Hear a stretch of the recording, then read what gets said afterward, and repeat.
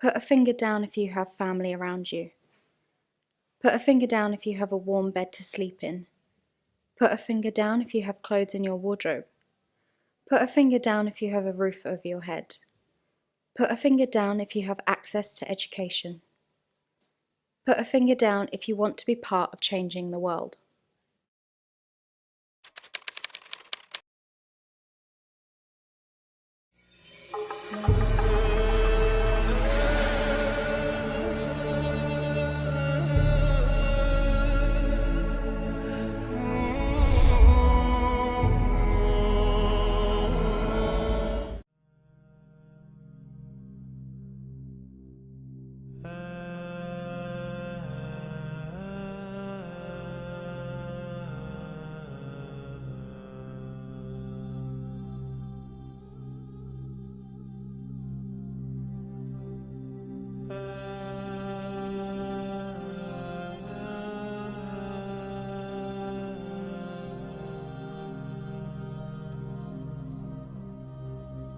وليدي نواف يوم يطلع ويوم ما يطلع عماله، يوم يطلع ويوم ما يطلع على نواف مصرفنا، وانا مريضة وغدان يردون وكلنا نريد، بس نسوي هذا عاد، لا دهن ولا طحين ولا كل شيء نريده، لا دبر طحين اشري كيلوات واشري نوات من مخبز، ورد طحين ورد تمن مثل دهن، هذا الموجود. Assalamu alaikum wa rahmatullah.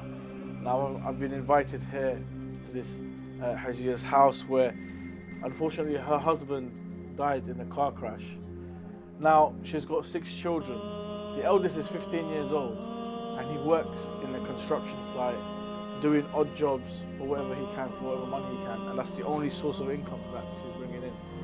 Out of the 6 children, 5 at school, and it's the eldest one that's working and bringing in the money. Herself, she's very, very ill and she has a blood clot in her brain. Families like this, I mean, look, I just want you to have a look at the youngest right now. If you see his feet, from not wearing shoes, they're a bit, worn down. If you look at his clothes, he's got a hole in his knee here and he's got a bigger one there. This is the reality for a lot of children, a lot of orphans that live here in Iraq. They can't afford clothes, they can't afford food, they can't afford medicine. It's not as if that they don't want to work or they can't work, they're doing what they can, it's just not enough. And it's us here at Imam Hussein Charity, it's us with the small projects that we have to help families like this, is what we're trying to do to improve the lifestyle and improve the environment for these families. Whether we're doing a project for giving you clothes to orphans, or we're doing a project to bring food, medicine, or we're trying to sponsor orphans with education, you guys can make an impactful difference to these families. And inshallah, with your help, your donations and your support, you'll be able to help these families come out of poverty and inshallah prosper with the future generations. Your generosity can bring smiles, laughter and happiness to children who have known only suffering and despair.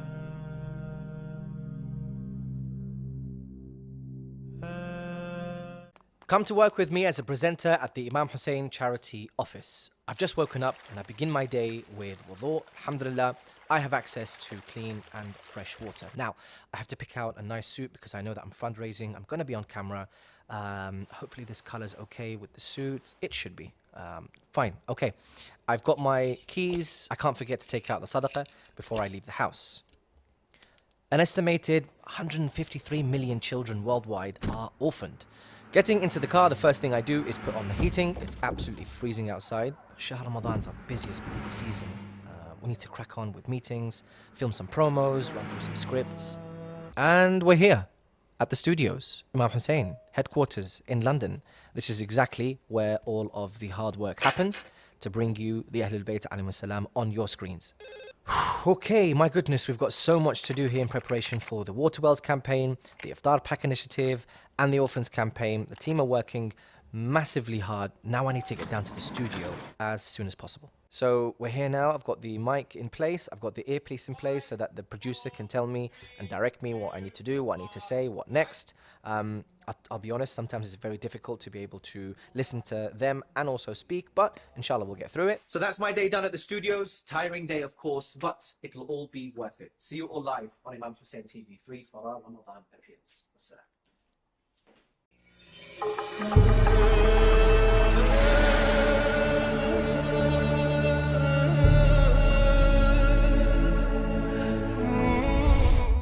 Imam Hussein Charity is giving you the chance to provide food baskets for destitute and impoverished families all over Iraq and Afghanistan. Each basket costs around £30, $35 roughly, and can feed a family of 4. The food basket contains essentials such as flour, bread, tomato puree, oil. They get different spices as well, salt, pepper, even like cinnamon. You get lentils, you get different vegetables, meats, dates, tea, dried lemons, and not forgetting rice. Take advantage of this blessed month and help destitute and impoverished families.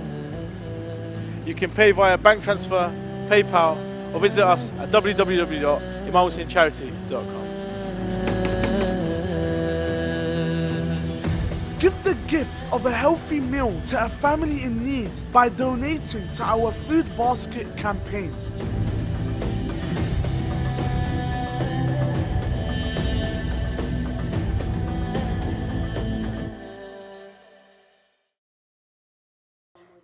Assalamu alaikum wa rahmatullahi wa barakatuh. We are in the blessed holy month of Ramadan, and there is no better time than now to give to the needy in Iraq.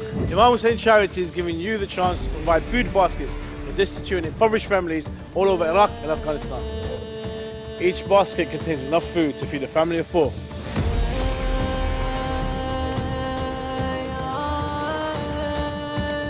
We're one of the areas where we distribute food baskets. I'm going to go drop off this food basket to one of the Hajia who's registered with Imam Hussein Charity.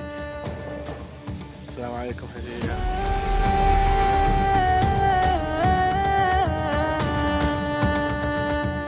These orphans need your help and require your assistance. Don't let any of these orphans go hungry this Ramadan. Please donate. Your donation can provide a source of nourishment for those who do not have access to food.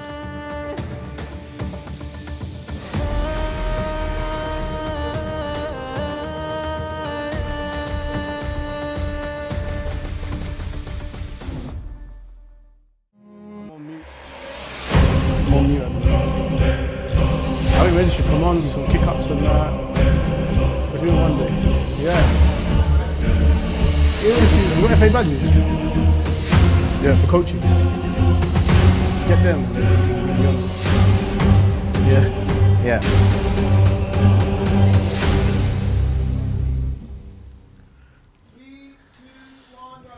Welcome back, dear viewers of Imam Hussein Charity. My name is Ali Fadl, and right beside me is Mohsin Shah. Sayyid Mohsin Shah. Don't forget the Sayyid, it's very, very important. Sayyid Mohsin Shah is in front of me as well. Many thanks to you, dear viewers, for tuning in. You are watching Imam Hussein Charity's live fundraising show every single night until further notice. Today is going to be a very special day, because it's my last day for a while. Yeah, it's my last day for a while. I'm going to hand over the reins to Sayyid Mohsin and co. For me to go on to do some other stuff in Ramadan. But in any case, it's been absolutely amazing with you guys. It's been so good. To be honest with you, to be totally honest, unexpected. Really? I didn't expect that much level of care from the audience, that much level of dedication, that much level of ambition and passion from you, dear lovely audience here watching. Indeed. If you are watching and it's like 5 o'clock or 4 o'clock in America, USA. I apologize because God bless America. No, don't. But we are, we thank you. And of course, you might be a bit lethargic and tired and hungry and all of that. But guess what? You have your iftar ready. But also, guess what? Other people in the world don't have an iftar ready. True. Okay? Other people in the world don't have that water that they can put the tap on and drink. Other people in the world don't have a family to have iftar with. Other people in the world don't have a roof over their head to be able to have iftar in a safe and secure place. And that is why today and every single day during Ramadan, hopefully, we're calling on to you, dear viewers, to answer the call of the Prophet Muhammad sallallahu alaihi wasallam, who always mentioned, look after the orphans, look after those who are less fortunate than you. We are ready and hoping that you, dear viewers, you, dear audience, will answer the call of Amir al-Mu'mineen Ali ibn Abi Talib when he was the father of the orphans, and he was the one that made sure that the orphans were well taken care of, to the extent that when he was lying on his deathbed, the orphans came and knocked on the door and said, look, here is a bowl of milk, we want our Amir al-Mu'mineen to be okay. All right, we're hoping that you answer the call of Imam al-Hassan alayhi salam, where he rose, whether he rose or whether he sat, he still listened to the teachings of the Ahlul Bayt, he still listened to the teachings of his grandfather, Rasulullah sallallahu alaihi wasallam, and he was an imam whether he rose or whether he sat. We want you to answer the call of Fatima Zahra alayhi salam, who stood against injustice. What you can see on your screens is injustice, it is corruption, but hopefully you can make that change. We're hoping that you answer the call of Imam Hussein alayhi salam when he stood on the land of Karbala on the day of Ashura, and he said, Hal min nasirin yansuruna, is there anyone out there to help us? That call wasn't made to the enemies in front of him, that call was made to you, brothers and sisters at home who are watching right here, right now, to answer the call of Imam al-Hussein. Is there anyone out there to help us? You, my dear viewers, can help today and today. Not only today, but today and there was something else I wanted to add after today, but it's just left my mind. But you get the point. Today, inshallah, live, right here, right now, you can answer the call of Imam Hussein alayhi salam. How can they answer the call? In what kind of campaigns? Well, having, answering the call of Imam Hussein alayhi salam, what better way than with the Imam Hussein Charity, who we have named after, Abu Abdullah Hussein, the savior, the ark of salvation, as you could say. And by donating, inshallah, you guys can call in 0203 515 1122. Our volunteers are there ready to answer your calls and help you with your donation. If you're quite confident with technology, why not take out your camera on your phone, scan the QR code, which is somewhere right there. Scan the QR code and it'll take you straight to the website www.imamhusseincharity.com. Over there, it's very, very simple and straightforward to choose your campaign, fill out the form, and make a payment. And we take all major credit cards, we take all banks, and you can pay in any currency almost. And furthermore, you can even pay by PayPal. So there's no excuses whatsoever not to donate. Let me tell you that today is a very exciting day because we have guests, we have challenges, we have videos to show you. But we're going to first start off and kick off today's program by, shall we welcome him on now? You know what? How can we not? How can we not? Perfect. We're going to welcome on our dear, lovable friend, the one who loves to give a hug every now and then, which is absolutely fantastic. I welcome onto the stage Haj Yasser Mansour wa salawat ala Muhammad wa ali Muhammad. Allahumma salli ala Muhammad wa ali Muhammad. Sayyid Mahsin, how are you? Okay. Good to see you. Before any introduction, I want to do a very special loud salawat on the donations that we got yesterday. Allahumma salli ala Muhammad wa ali Muhammad. Wait, and then I wanted... No, I'm going to stop. I don't stop. No, are we starting again? No. You built that up to say, I'm going to do a loud salawat. No, because I have but then your pitch level is around here when it could be here. Alright? So do that salawat again and make it louder. Yalla, bismillah. Allahumma salli ala Muhammad wa ali Muhammad. What else did you want? And yesterday we got a water well. And then we even showed them the flag that we're going to give them as a token of appreciation. And due to that, I want to do one of the loudest naras I can.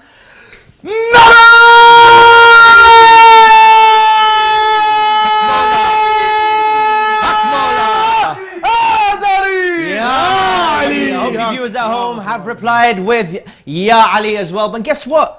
Yasser and Sayyid Mansour, Sayyid Muhsin. That's fine. But guess what? Guess who called in and donated that water well? It was a young child. It was. That was the day before. No, yesterday was Ahmed. Indeed. Ustad Ahmed. Ustad But Ahmed. 2 nights ago, we had 2 children that called in and said, I'm going to donate a water well. They're not going to donate a water well as the parents, but the whole point is that you parents out there can get your kids and encourage them to give back and encourage them to be able to donate. Get your kids, call in. What's the number to call? I always forget. 0203 515 1122 for you to donate a water well to a village like this right now behind us. Yeah. You can see here the pump they're using is probably quite old fashioned. Maybe the plumbing that's done is not giving clean water supply. But with your donation and whether you donate yourself, with your family together, with your friends, your Husseiniyah, maybe your office, at work, collectively, if you donate £1,400 to a water well, you'll give an opportunity for villages like this in Pakistan to have free from clean, fresh 100%. Water. And on that note, here is a very, very small video to explain what the water well does for these people. Assalamu alaikum guys, my name is Hussein Shah. I'm here in my hometown in Rawalpindi, Dorkrata. I just want to show you guys the water that's around here. If you come closer and have a look, you can see there's absolutely rubbish everywhere you look. There's people have been throwing their garbage and so forth. And this has been going on for the last, you can say, 20, 30, 40, 50 years ago. There's a horse having a little shit, like a little bath there, and there's kids playing now. Those kids that are playing, that water is contaminated. God knows what diseases they're going to pick up. And how long is it going to be unwell for. In terms of the horse, why is there a horse in the middle of a dirty river? I don't know. I don't think that's even, clean enough water for the horse to be bathing in. But yeah, this is very, very common theme here in Pakistan. You can see people have set up tents and so forth to live close to water, as this is the only water supply that they can get. The government don't do anything. The people have complained and they've like lobbied and so forth, but nothing seems to be changing.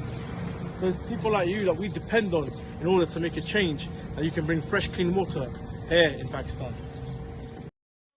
Welcome back, dear viewers. You are watching Imam Hussein Charity. Actually, Said Muhsin is a live case study, on a serious note, a live case study of the sanitary situation, the hygiene situation. The dangers of the water. And the dangers of the water. Explain what happened to you. So, if you guys remember when I first came on to the live show, quite quiet, slow, a lot of sweating and so forth. I had just got back from Pakistan. I got back on the 20th of March, and I think we started on the 23rd. We started on Wednesday. Yeah, so I came on the Monday. Yep. And then we started on the Wednesday, we started the live shows. I tried to go as much as I could. I did 2 shows, but it was just, the illness was just catching up with me. And basically, in Pakistan, as much as you try to avoid the water, as much as you try to, be vigilant and cautious, the water's used to wash the dishes, the water's used to clean spoons, clean glasses. So it doesn't matter how many times you wash the glass, the bacteria or the germs or whatever still stays there. And then you're just mixing it with mineral water, really. Wow. And yeah, I got severely ill. I had stomach issues. I had severe. So you alhamdulillah, on your return, you had access to medicine. Alhamdulillah. I mean, most of us when we go abroad anyway, we take medicine with us. No, I'm talking about in relation to these guys who do get ill. Sometimes it's really hard to get medicine, right? It's very, very difficult to get original medicine. Never mind medicine. Oh, wow. Original medicine, because there's a lot of knockoffs out there because they're cheaper. And that's why we have a campaign about emergency medical care. Yeah. Oh my God, Yasser. Yes, explain. Because people like, alhamdulillah, Sayyid Muhsin had access to medicine. He came back here. But there's people that are drinking this on a daily basis. And then they get ill. Yes. And instead of just going and getting the medicine like we have, they don't have access to it. No. That's why I'm saying with most of these videos that we show of these families, most of the cases is the father got ill. Indeed. Once he got ill, we couldn't afford the medical care that he needed to survive. And these were severe cancers. Another one was diabetes. Every widow I met was complaining, I've got diabetes. Wow. And I can't afford insulin injections. On that note, the emergency and medical aid campaign that Yasser was talking about is £100. A small £100 could go towards the medical costs of those orphans and widows and vulnerable people in need of emergency medical and urgent care in certain countries, right? There's another campaign as well. We haven't alluded to today, but we're talking about shelter and repair. How important is that? If I could, it's from the videos that said, and where Sayyid Muhsin went to himself and saw firsthand, most of these houses that these widows and orphans are living in are they're just waiting to get destroyed. That a strong wind can knock off the ceiling. And if it rains, God forbid, or hailstones drop, it'll go straight through the ceilings. I mean, you can't even call it a ghetto because it's worse than that. It's way worse. It's like a shanty town. Wow. These people make houses with whatever they can. Yeah. They can get the structure right with the bricks and so with minimum cement and so forth. Yeah. But the roof, the flooring, plastering, insulation, there's nothing. Let's give you a very short video explaining what Sayyid Mohsin's talking about.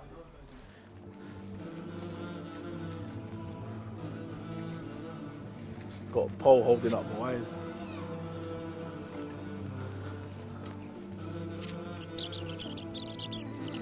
So these people that are living here with the bare minimum that they can afford and what they can, grab a hold of, using any materials whatsoever to build. Look, there's wood. They're using twigs for roofs, plastic sheets. I can see some carpet there as well. These bricks have been put together with minimum cement. Even, where we live in the West, we have like health and trading standards and so forth. This would never be allowed in the UK simply because it's not safe, it's not built with the right materials, it's not even stable, and it doesn't even look nice. But these people, they don't have a choice. How are they supposed to live? How are they supposed to, put things together? Using the bare minimum they can. They are, just making buys, going by whatever they can. But look, even though these people are living in poverty, even though it's hard, they still put up the alam of Abu Fadl, the alam of Abu Abdullah al-Hussein. You can see flags everywhere. They don't give up on their faith. Brothers and sisters, the people you're helping are your own Shia brothers and sisters. It's no random people. These are our own people. And we, as the Shia community and the lovers of Amir al-Mu'mineen and the lovers of Imam Islam, Allah his real parents, we are the ones that are going to help these people. Because if we don't, no one else is.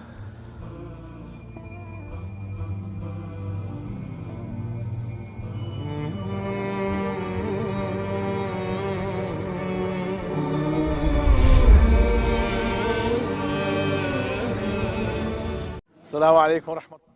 Welcome back, dear viewers of Imam Hussein Charity. You are watching the live fundraising show because there is a lot of critical situations that we need your help in. We genuinely need you, viewer at home. You may be sitting back, I don't know what you're doing. You could be after iftar just having your chai or tea or whatever it is. You could be socializing with friends and family, still watching the show. In any case, we need your help. We need your help now. The situation in Pakistan, in Iraq, in Yemen, wherever it is that needs help, especially where Imam Hussein Charity is focusing their aid to, they need your help right here, right now, today. It's not something that can wait 3, 4, 5, 6 months. It's something that they need today and tomorrow and as soon as possible, right? The numbers to call are 0203 515 1122. Yes. And WhatsApp is 07940 503046, I believe. Yeah. Right, that's the way you can get in contact with us in order to donate. You can scan the QR code, which is on my screen, which is right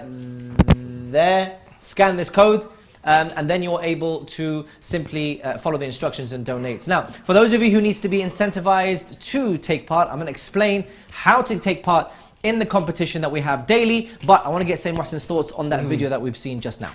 Yeah, I mean, it's really shocking because first of all, we come from like what we call the first world. Yeah. We never see stuff like this, rubble like this. And it's not the fault of the people. I mean, Iraq is such a beautiful country, and unfortunately, due to the political situation, instability, due to war, not just once, but twice in the last, 20 years? Yeah. Twice, serious war has happened on the lands of Iraq. Yeah. And it's not the fault of the people. These people are innocent. They've done nothing wrong. It wasn't them that voted for, this party or that party. It wasn't them that voted for war or this or that. They just turned up onto their doorstep, And then from there, unfortunately, they've lost their loved ones. They've lost the patriarchs of their communities, of their households. So many men have died protecting, one would argue, the shrines of Iraq, of Najaf and Karbala and so forth, when ISIS were there and so forth. And they're just doing what they can to get by. And unfortunately for them, all they can afford is bricks with minimum cement. And when these structures are built, they're not built with safety measures, they're not built with security, they're just put together as basic as they can. Oh, does it work? Does it fit? Is it suitable or good enough to, you know, block the wind? Yeah. And then it's like, okay, you saw in the video there, they put, I think they used cloth and fabric and put sticks on top. Yeah. And what kind of roof is that? Is it even waterproof? You know? Can it keep the heat in? Can it keep the cold out? And the electricity poles as well. Did you see that? Yeah. Did you see the electricity poles were held by like wooden poles, like plastic rods? And there were bricks holding it down. And bricks holding it down. Now, Yasser, I ask you, if there is severe winds, let's say it's raining and so forth, do you think that pole or that rod is going to hold that electricity wire? It's an electrical snake waiting to happen. There you go. Just dropping. That rod or that wooden pole will fall to the floor. The wires would come, probably snap break. Yeah. And the next thing you know, you've got a live wire in the street. And that's how some of these people have actually died. Yes, of course. Leaving behind families that have to then take care of themselves. Brothers, this is only £250. Yeah, it's £250 that could go towards these costs, which could save a life. Indeed. Save many lives. Indeed. And it's just £250. On that note, I want to bring some excitement into the show today. Don't, turn that one off. Let's get some excitement. Why? Because we've had, excuse me, a number of donations in the past. Me and Yasser already. In the past few minutes. Hit us with the donations. We have £10, £100, £90, £30, £30, £100, £50, £60, £30, £30, £30, €100, $100, €200, £150, $72, and £50 to top it all off. صل على محمد وآل محمد. اللهم صل على محمد وآل محمد. That's right, brothers and sisters. This is your chance to be part of the excitement, part of the wave of giving of sadaqah this month of the holy month of Ramadan. You are able to get in touch, get involved, inshallah. The details are on your screen. I'm not going to keep repeating them all the time. However, if you need to be incentivized to donate, it's absolutely not a problem, because there are some prizes to give away today. We had a competition, a daily question that you can answer. All you need to do in order to win these lovely prizes, which we're going to show you in a second, is answer a question. Yeah, it's an Islamic question. All you need to do is write in your answer, your name, your location, and proof of your donation. It's a minimum £5 entry requirement. Your name is then put into a raffle, and then the winner is chosen in the next show. This is what is up for grabs. We have a pendant. With Ayat al-Tathir on all four sides. You have Ya Qamar Bani Hashim. Yeah, Ya Qamar Bani Hashim, put it down a bit. That's Ya Qamar Bani Hashim. And this one is extracts from Ziyad Ashura. We also have a yellow ring today, yellow aqiq. No, we don't, unfortunately. No? Yeah. But you know what? If someone gives a £500 donation, would you give it? Nah. If someone donates a water well. Nah. A water well. It's a gift. So? It's a gift. This is a water well. This is sadaqah jariyah. It's a gift. It's sadaqah jariyah. If someone donates a water well, Hajj Yasser is going to give away this ring. Allahumma salli ala Muhammad wa ali Muhammad. Done. What is it? Let me see. Let's show the audience what the ring is. It's a Sharaf al-Shams. That says Ya Hujjat ibn al-Hasan. Oh my God! Wow. What about these ones? Yes, Yasser. What about these ones, Yasser? Another water well. Yeah. This blue one is amazing. Actually, let's get the audience involved. Which one do you want? Do you want the yellow one or the blue one? Which one do you want to give away? Which one do you want to give away? The yellow or blue one? Blue. Okay. So it's going to be the blue one that's going to be given away, which it says Ali and Fatima is joined by a flower. Oh my God! This is amazing. Ali and Fatima alayhim assalam. This ring is yours if you donate to a water well. Yeah, if you donate to a water well, but look, it's for a great cause. 100%. Whoever donates a water well, that's it. Yeah, that's it. Man of my words. It's done. In the next 4 minutes, I'm here. I'm leaving. Until the end of the show. I'm leaving. Until the end of the show. Or you give it to me. Leave it to me. Leave it with me and then to someone. Okay. Yesterday's winner of the competition is... What was the question? Amina Al... MashaAllah. Amin Al-Abadi. Amin Al-Abadi is the winner for yesterday's question, which, if I'm not mistaken... How many prophets are there in the Quran? How many prophets are there in the Quran? 25. Mentioned by name 25. That is incorrect. That's correct. It's incorrect. Ask. That was mentioned in the Quran. 25. I said 50 something and you said it was well. By name. 26, yes. 26. By name is 25. I knew it. I'm joking. It is 25. You're going to be taking up after Sheikh Ma'ash. Can you name them all? Well, all of them? Yeah. Quickly, Nabi Adam alayhi salam, no order, Ibrahim, Musa, Isa, Muhammad sallallahu alayhi wa sallam, Ishaq, Ismail, Sulaiman, Dawood, Nuh, that's 10. The next 10 is Dhul Qarnayn. Dhul Qarnayn is a prophet? Yeah, Prophet Shu'aib. Shu'aib. Is it Imran? Sheath. Khidr. Jacob. Yaqub. Yaqub. Yusuf. Yunus. Lut. Hud. Salih. We're just naming prophets. Do you actually know these guys are named in the Quran? Well, that's how we know. That's how we know these 25. prophets. The next 5 is... Benjamin, is he in the Quran? No. Benjamin. No. That's a stretch. Idris? Could be. You're literally just naming prophets now. You don't know that these I only know one prophet not mentioned in the Quran. Which one? Nabi Jirgis.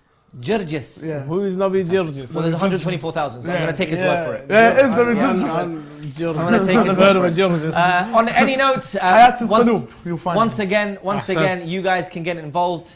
We have Yasser for the next couple of minutes. Yasser, I wanted to ask you, I guess because it is the last couple of minutes, so it's your last statement. You've been standing there. Go on. Give us an insight into the iftar packs and what it means to those who are less fortunate. Well, Mullah, you started the show beautifully by saying most of the viewers right now must have finished iftar. They're probably sitting down with a cup of chai, baklawa. They ate with their families, but there's many all around the world that don't have a family to break their fast with, or even worse, they don't have food to break their fast with. Yeah. So many people these days, they wait for Shahr Ramadan because of its blessings, but they know that now they're not just starving themselves because they have no food, but now they're going to do it for the sake of Allah. And when it's time to break their fast, there's nothing to break their fast with, except what, rotten tomatoes, rotten vegetables, fruits that they got for free or found on the streets.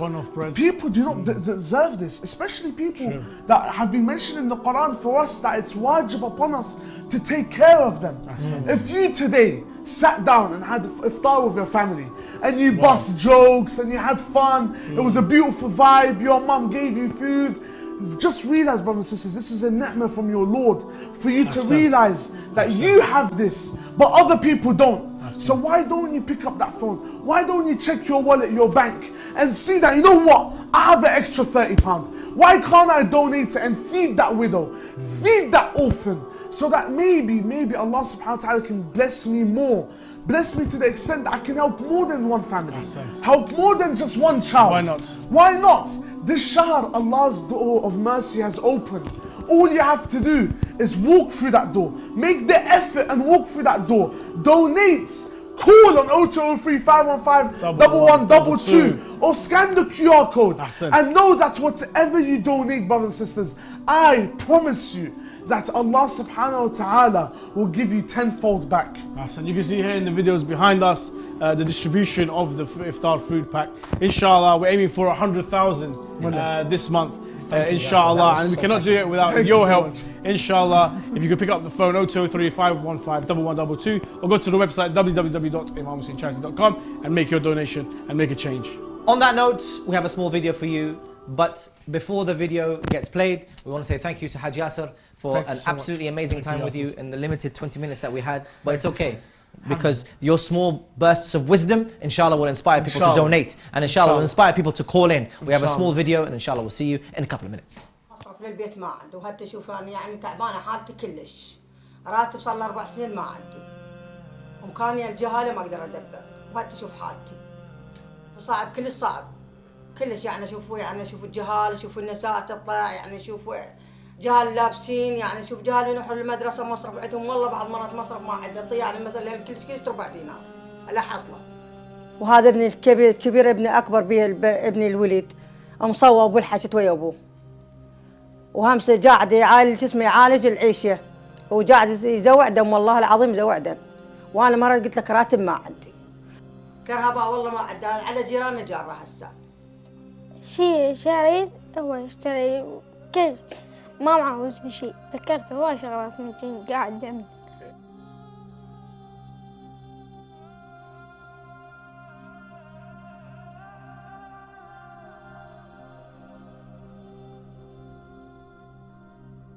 Assalamu alaikum wa rahmatullahi wa barakatuh. I'm here with a family where this young boy unfortunately lost his father to wounds that he received while serving his country and serving his people, fighting ISIS. He had a wound which got infected, and from there, unfortunately, he lost his life. And also his older brother was shot in the throat while fighting ISIS. Now, he is still alive, but the family cannot afford to pay for operations for him to have his throat reconstructed and for him to continue living and to earn a living and so forth. So right now these two are, along with two other boys as well and two other girls, the family are struggling, and this is no fault of their own, but due to circumstances of the situation, due to circumstances of where they live. It wasn't their fault that ISIS came to Iraq and tried to take over, and it wasn't their fault that this lady here, her husband and her eldest son had to go fight and protect their land and protect their people. Families like these suffer all the time because there is no patriarch here, there is no male to provide and to help sustain a household. Many families like this one in Iraq have lost so many of their fathers, so many of their siblings, so many of those who were there to earn money and to support and to raise families have all gone. Now these families need your help. They need you to give whatever you can in order for them to support a child like this with his education, for him to find a career, and for him to be able to once again financially provide for his mother and also for his wife and his future children and so forth. Brothers and sisters, I urge you please, whatever you can give, whether it's £100, £50, 20, 10, £5, whatever you can give, but certainly give and help people like this in order for them to live a better life and for them to have a better opportunity. Every donation, no matter how small, has the power to make a difference and change lives for the better. That's right, every donation can make a change and change lives forever. Sayyid Muhsin, there was something that was said in that video, but I'm going to pause because I want the viewers to try and remember. In that video, there was a particular line about ISIS and what happened in that situation, which we'll allude to, and especially our next guest can definitely delve into that soon. But if you're just joining us, by the way, you are watching Imam Hussein Charity's live fundraising show. We are into almost, I think, the first hour. No, not even that. Half an hour. It's been half an hour already, but it feels like time is just going past because people are donating and people are contributing and people are taking part. But no one's calling in. No one's we want to hear your voices because yesterday and the day before that, we had loads of parents saying, listen, Assalamu alaikum, this is my son, this is my daughter. They want to say hello and they want to donate. We want the same thing today, right? We've had water wells being donated. Yesterday we had a $5,000 indeed donation. Yes, you have to double check. And I had to double check. And we had a water well yesterday. The day before we had 3 water wells. Indeed. Yasser and Amira had donated a water well. Indeed. So it's all going absolutely fine, but there is still more to be done. Inshallah, the dear viewers can get involved. I would love to welcome now onto the stage a man who's very much experienced when it comes to fundraising and also when it comes to charities, visiting different places in the world. So he's seen firsthand what the situation is, and hopefully we can pick his brains, get some insight into what it means for you to be able to give to those less fortunate. I welcome onto the stage Shabir Khan with a loud salawat ala Muhammadin wa ali Muhammad. Allahumma salli ala Muhammad wa ali Muhammad, Mr. Khan. How was everything? Alhamdulillah, it's all good. It's been a couple of days since we last saw you, right? Yeah, just 2 days ago. 2 days ago, yeah, fantastic. How's it going? It's nice to be back, and it is nice. It's quite a journey. For me, it is. To get here, isn't it? Today I came from a bit further, actually. So, oh, wow. Yeah, alhamdulillah, I'm here. I made it. Really appreciate your time. Really appreciate you being here. I'm going to go straight off the bat because we saw a video, and I'm going to go to that particular line. The father, Sayyid Muhsin, was martyred because he was fighting ISIS, and because of his wounds got infected. That's correct, and that's why he died. Yeah, he died of an infected wound. Yeah, which he got fighting ISIS. Yeah, and left behind a family that have to now fend for themselves. Indeed, right? And that is the situation. So, Shabir, I mean, in terms of, I guess, countries of conflict. Yeah. Right. Especially those mothers. No, thank you very much.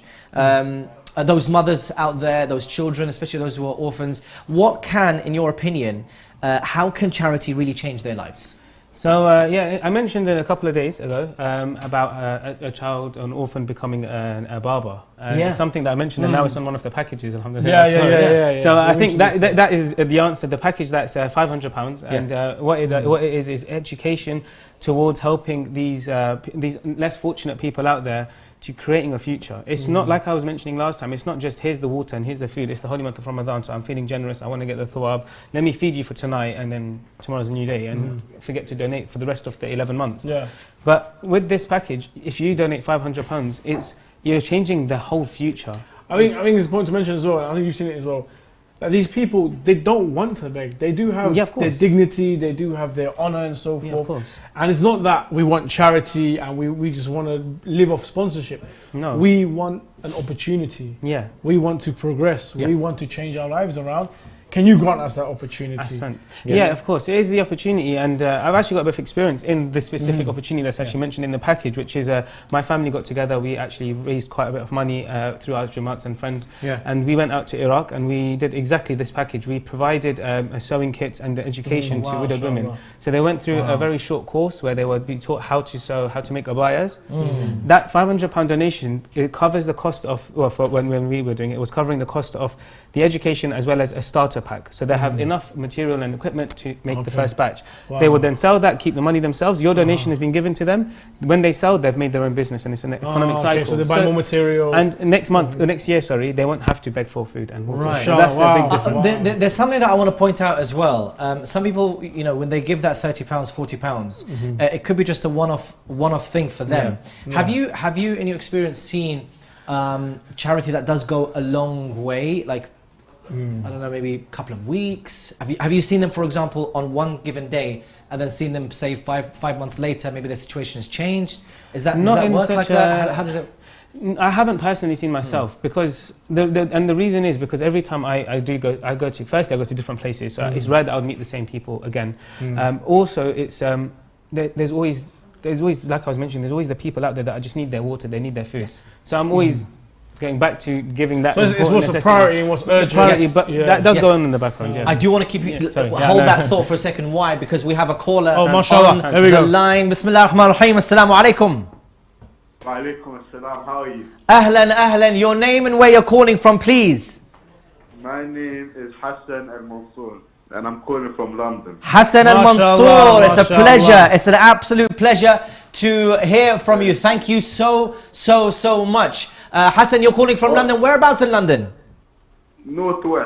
Northwest, brilliant. And I guess today you're calling for a specific reason. So we're going to ask you off the bat, how much are you looking to donate to Imam Hussein Charity? I want to donate a start. My guy,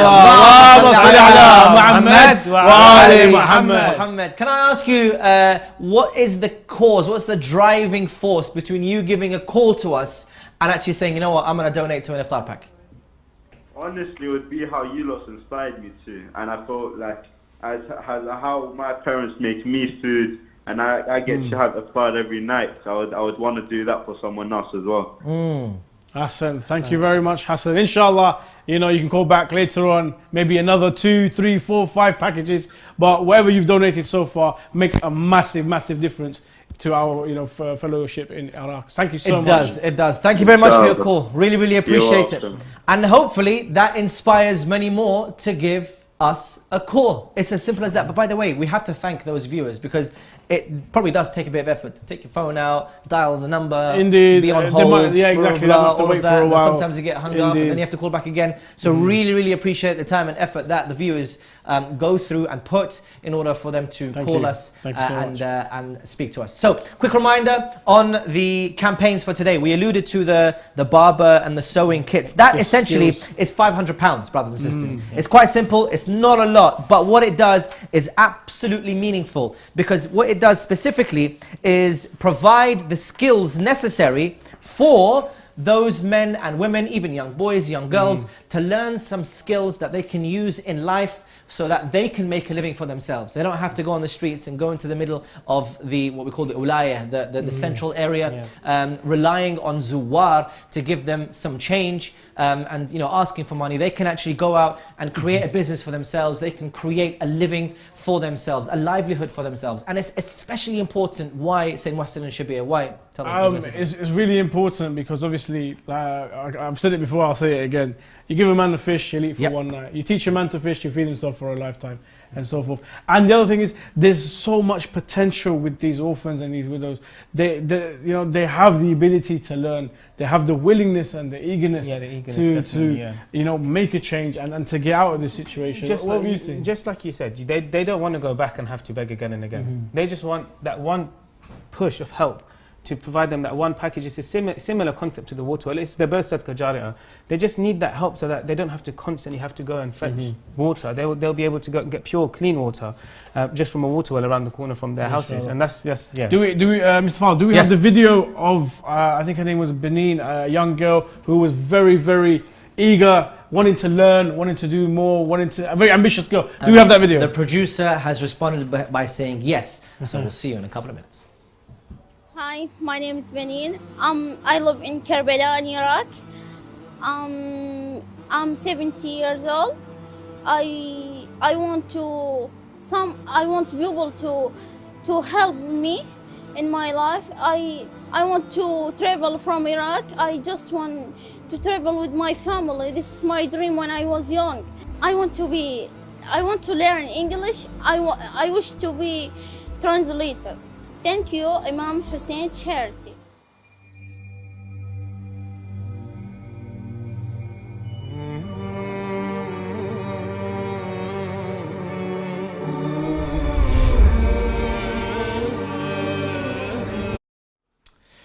Welcome back, dear viewers. You are watching, if you're just joining us, by the way, you're watching Imam Hussein Charity's live fundraising show.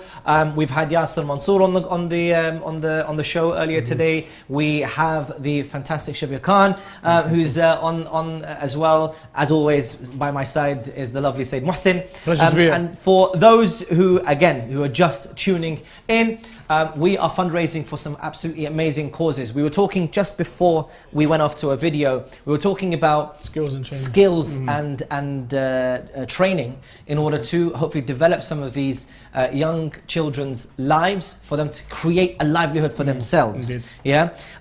Before we go on to some other questions, I want to remind the dear viewers at home that if you feel incentivized to take part, absolutely fine, because we are running a daily competition. The daily competition is a very, very simple question. You answer that question, you get put into a raffle or a prize draw, and then the winner is picked the next show. Yesterday's question, if you guys tuned in, yesterday's question was, how many prophets are mentioned in the Holy Quran? The answer is 25. It's fine, don't worry about it. Let me say 24.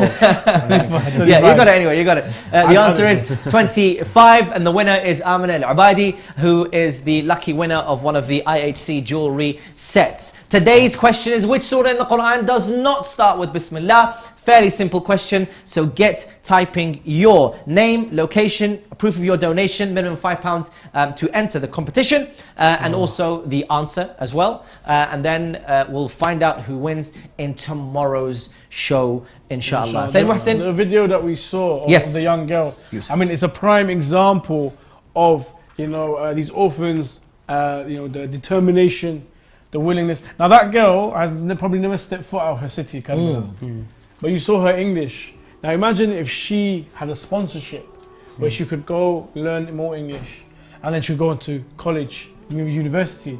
Maybe she could work in the government. Maybe she could work in personal relations, international relations.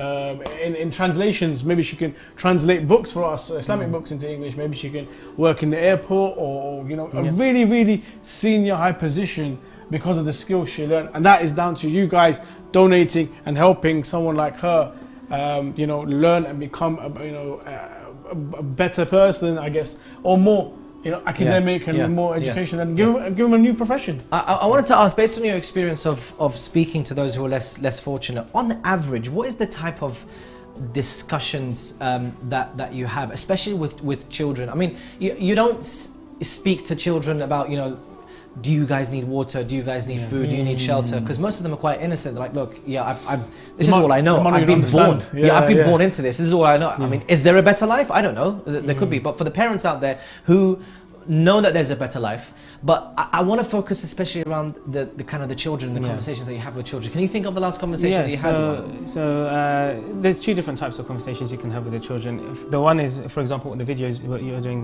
in the videos is asking them the situations and hearing about their struggles, and obviously you get heartbroken. The other is where you just try to let them enjoy being children, and that's where I'm assuming you'll be great at it because of your where you let them enjoy being children, and you just pretend they're your brothers or your younger brothers or your friends in the community, and just what do you want to do when you're older? Hey, let's go and play some football. I mean, that's something I've done once in Karbala.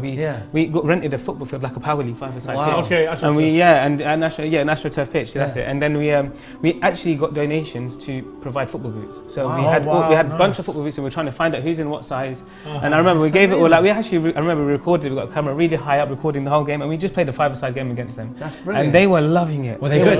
They were good. They were good. They were actually good because that's the street football. Exactly, it's street football, and it was just that half an hour for them of forgetting the situation. That we've heard about this situation. So what we did is we had like a whole day with them. For a few hours we were talking to them and finding about the situation, providing food parcels. Then we said, okay children, let's go outside, we're going to play football. And they were just like, really? We get to play with you guys? And we were playing, I don't speak Arabic, and it was just so fun, just not being able to communicate. But exactly, I was just going to say that. Not being able to communicate, but football was the international language. We just got on the pitch and we all had loads of fun. And then at the end they were like giving us the football boots back. We were like, no, they're for you to keep. So nice. That's the other side of it. They are children. We need to remember their children. I remember Jermaine Defoe, famous football player for Tottenham, when his brother died, I think he was stabbed or something. And Rangers, by the way. Yeah, and then his that season, he performed phenomenal. And they said, what is it? He goes, on the pitch is the only time I feel free. I don't think about grief or misery or this or that. And they deserve to be children. All my problems are gone. My full focus is on the game. And like you said, with children, all of their worries and stresses and everything is gone. And they can be kids for that 1 hour, 2 hours, kick a ball around, and absolutely. That is absolutely right. So another call for you dear viewers who are watching at home, who are thinking, I'm ignoring about donating. Let's make it very, very simple for you. £30 is an iftar pack, okay? And the iftar pack does what, very quickly? Well, you get all the food essentials. You've got rice, flour, eggs, tea, vegetables, lentils, fruits, fresh meat. Cool. And much, much more. Yeah, £50 goes towards the orphans. And where, it will go towards providing clothing, school equipment, towards the school tuition fees, and maybe help around in the house as well with rent and utility bills. Other than that, sorry to put it on the spot, other than that, it's the £100. So we've got £30, £50, £100 is the medical and emergency aid, where it will go towards helping with either prescriptions or procedures such as dialysis or other operations that may be required, and we're just there to help orphans, widows, and those less fortunate with their medical issues. £250 does what? It's repair and shelter. As you can see, when I was there in Iraq, I saw many, and from the video you saw, I saw many houses, very, very run down, damaged, need urgent care, urgent aid. Some of the stuff was really, really hazardous, wires hanging out and so forth. £250 will go towards helping repair these houses and making their home a lot more safe and comfortable to live in. £500 does what, Sayyid Muhsin? £500 goes into my bank. I'm joking. It goes towards providing skill and training to orphans, widows. It could be to helping them cook, helping them with textiles and sewing. It can go towards barbering, go towards driving a bus, and many other skills for these orphans and widows to have a career and help themselves take them out of poverty. Inshallah. And lastly, the £1,400. £1,400, whether you donate it yourself, whether you do it as a family or as a group, maybe you go to the mosque and together as a jama'ah, you guys start collecting, or you go to your office and you start there, maybe speak to your managers, or go to the bank and speak to the bank for non-profit and charitable programs and projects.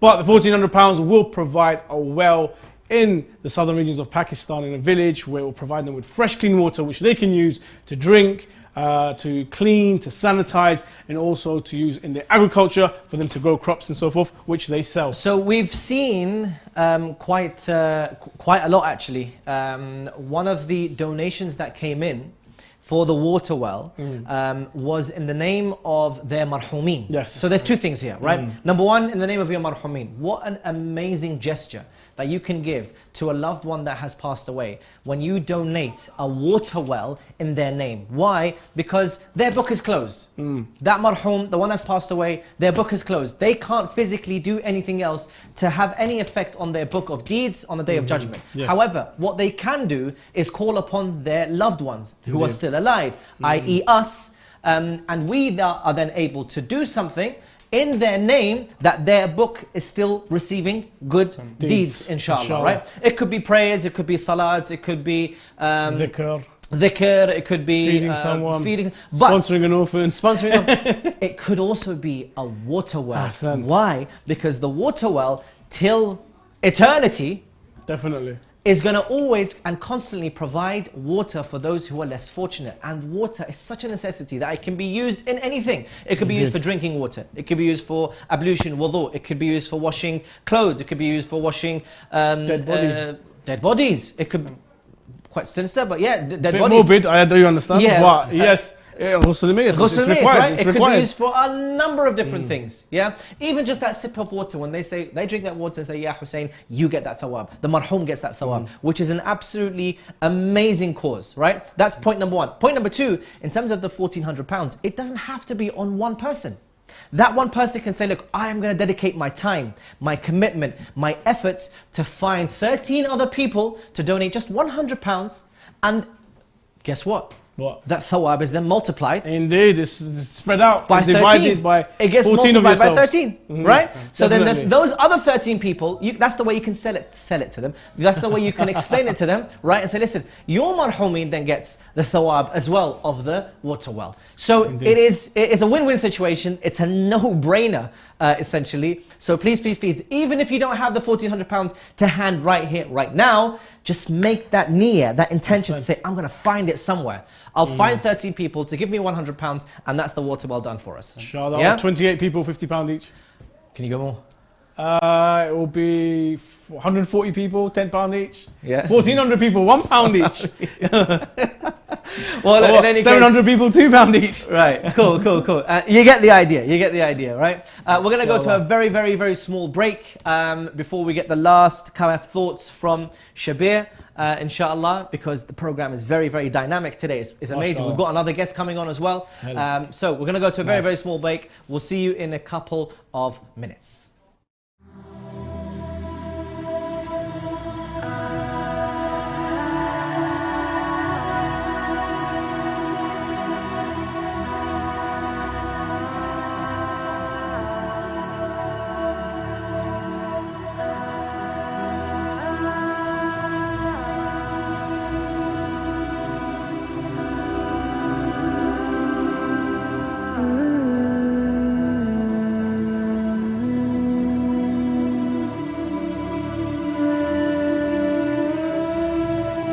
बिस्मिल्लाहिर्रहमानिर्रहीम अस्सलाम वालेकुम या अली मदद असां ज़िला जेकाबाद तालका जेकाबाद UC Shahpur असां हिते असुल खां रहंदड़ आहियूं तक़रीबन असांखे 6-7 पुश्ता असां हिते रहूं था असांजे ॻोठ में पाणी बिल्कुलु कौड़ो आहे असां वटि हिते सैलाब आयो असां परे खां हे नंढड़ा ॿारड़ा वञी पाणी भरे था अचनि ऐं मींहं में बरसाति में असांखे वॾो तकलीफ़ थिए थो असांजो ॻोठ जो सूरत हाल इहो तव्हां पाण ॾिसी सघो था हिते सभु हारपो कमु कंदा आहिनि बचनि जो गुज़ारो कंदा आहिनि ख़ुदा रा असांखे सबील मिली वञे शहीद करबला जे सदके शहीदनि जे सदके अगरि असांखे पाणी मिठो सबील मिली वेंदो त असां तव्हांजे बचड़नि खे दुआयूं कंदासीं अल्लाह तव्हांखे आबाद कंदो मौला जे सदके असांजा हे बचड़ा नंढड़ा बचड़ा ॾाढे तकलीफ़ में आहिनि असांखे ख़ुदा रा सबील मिली वञे ॾाढो असांखे तकलीफ़ आहे जॾहिं असां वटि हिते सैलाब आयो 5-6 फुट पाणी हुयो ऐं असां इन सैलाब वारे पाणी पीअण ते असां मजबूर हुयासीं असां इहो ई सैलाब वारो पाणी पीऊं पिया छा आहे त असांजा जेके आहिनि पाणी असांजो पाणी मिठो आहे त उहो परे आहे ऐं ॿनिनि जे अंदरि आहे 6-7 फुट में नंढड़ा ॿारड़ा कान वञी सघंदा महिरबानी तव्हांजो Welcome back, dear viewers of Imam Hussein Charity. It's an absolutely amazing time to be with us. I've just received an absolutely amazing message regarding some donations, but I'm going to keep that for later because we want to bring it all together and then we'll get the excitement going. My heart is racing because it's absolutely fantastic time for you to be all involved. So yeah, please do get in touch. The numbers are on your screen, the details are on your screen. So please do get in touch. You are watching Imam Hussein Charity's live fundraising show. We are joined by the lovely Shahr Khan. I want to get your last thoughts on the iftar pack. So we've talked about the water well, we've talked about kind of the skills in barbering and all of that. But in terms of the iftar pack itself, what impact does that have on the less fortunate? So it's funny actually because I was going to mention this anyway. So a few years ago when I was, you were asking about the fun in fundraising and I was talking about that the other day. So we did a few challenges and one of them was regarding the iftar pack. So obviously it's, if you can correct me on the sponsorship for an iftar pack is how much is £30 and it feeds 30 people, right? Yeah. So it can do, depending on how many. I mean, no, it's basically it's a pack like this, like a small box. It's got the essentials. It's got rice, flour, eggs, vegetables, fruits, meats, milk, tea, dried lemons, dates, all your essentials, especially for an Iraqi kitchen. Everything's in there. So once when I was there, I did. Once when I was in Najaf, I did go for the holy month of Ramadan, and I saw the iftars, and there were lines of them. And you know, people, alhamdulillah, the people out there, they're very generous, and when the zawar come, they want to feed and they want to give. Yeah, we've seen that. We saw that there was people that holding the mawaqib just trying to give some iftar, and the amount of people that are out there that don't have the food, they were coming racing there to sit down. So it will make a massive difference in their life. Imagine being able to provide someone something that's going to help them with one of their wajib things. To fast is wajib, obviously. Yes. And like obviously the importance of providing water for wudu is the importance of providing food in Ramadan. So it makes a big difference, and alhamdulillah, I mean it's not expensive, £30. Do you know any hadith or any regarding opening? I'll read one from the script. So the Holy Prophet, peace be upon him, said, attract sustenance by giving charity. Fantastic. And what does Imam Sadiq say? What does Imam Sadiq say? Imam Sadiq says, alayhi salam says, feeding a hungry Muslim is from amongst the means of forgiveness. Forgiveness. We have a lot that we ask Allah subhanahu wa ta'ala to forgive us for. And feeding a person that's hungry is one of the best means of forgiveness. I think that's a caller on the line. I can hear some ringing. It could be a caller. Yeah. We'll just wait a couple of seconds. But look, Shahr, any last words to the audience before I let you leave? I mean, just give. I mean, there's people out there that are really in need of the help. There's so many different packages which you can donate towards, and that includes everything from water, for food, for education. It's all out there, and it's as easy as just scanning the barcode below. So make sure you do donate. Brilliant. Thank you very On that much, note, we'd love to thank Shahr Khan for his time. Thank you for having me. And your experience. Really appreciate it. Me. Inshallah, we'll see you very, very soon. We're going to go show a small video. We'll see you in a couple of minutes. Imam Hussein Charity is giving you the chance to provide food baskets for destitute and impoverished families all over Iraq and Afghanistan. So let's see what your donation gets, Ali. We have oil, tomato paste, we have tahini, lentils, sugar, tea, pasta, tuna cans, salt, dates, rice.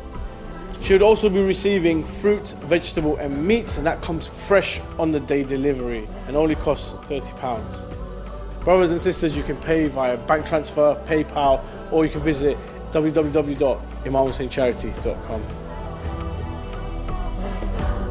Your donation can make a world of difference in the life of a hungry child.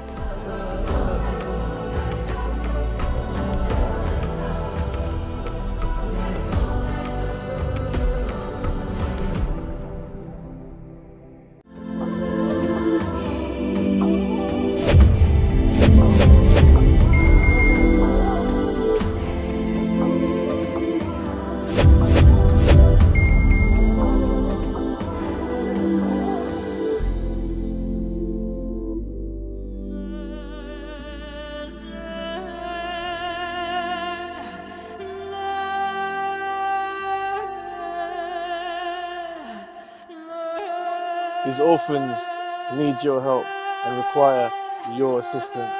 Don't let any of these orphans go hungry this Ramadan. Please donate. Don't let this be the end. Keep the hope alive.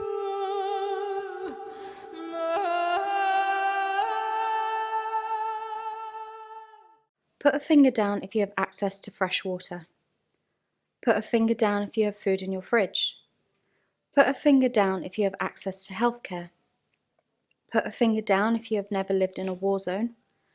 Put a finger down if you have family around you. Put a finger down if you have a warm bed to sleep in. Put a finger down if you have clothes in your wardrobe. Put a finger down if you have a roof over your head.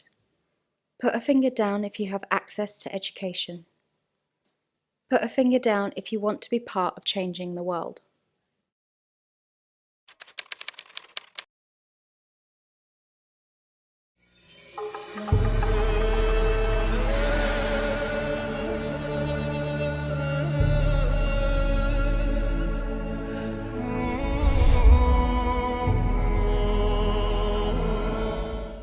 Welcome back, dear viewers. I'm gonna keep saying dear viewers because you're so dear to me. The donations that you've come in, that you've brought in, that was really cheesy, wasn't it? No, it was fine. It was beautiful. Oh, okay, thanks. Yeah, you guys are really lovely. Thank you so much for your contributions. Your donations been absolutely fantastic, and your phone calls as well. However, we haven't received a phone call in the last hour, so I'm getting a bit worried and being anxious. However, the next guest that I'm going to put onto the stage hopefully will inspire you to give me some calls so we can chat to Motivate him. you to give.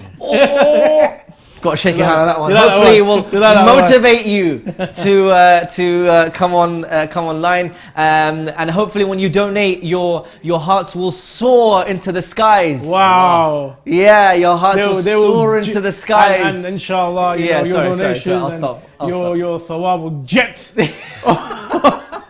and land into the clouds and land in paradise. But it just depends.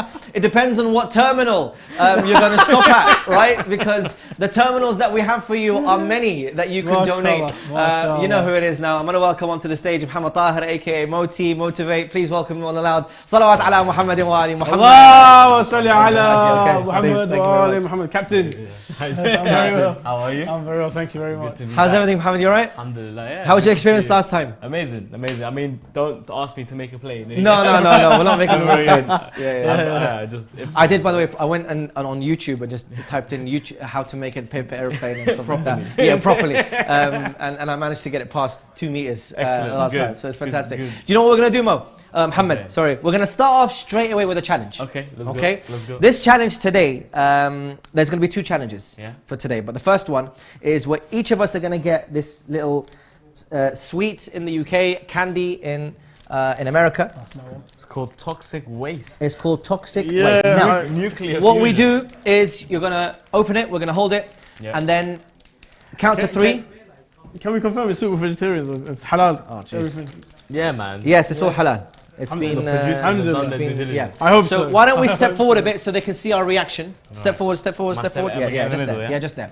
So the first person to show any reaction on their face loses. That's me.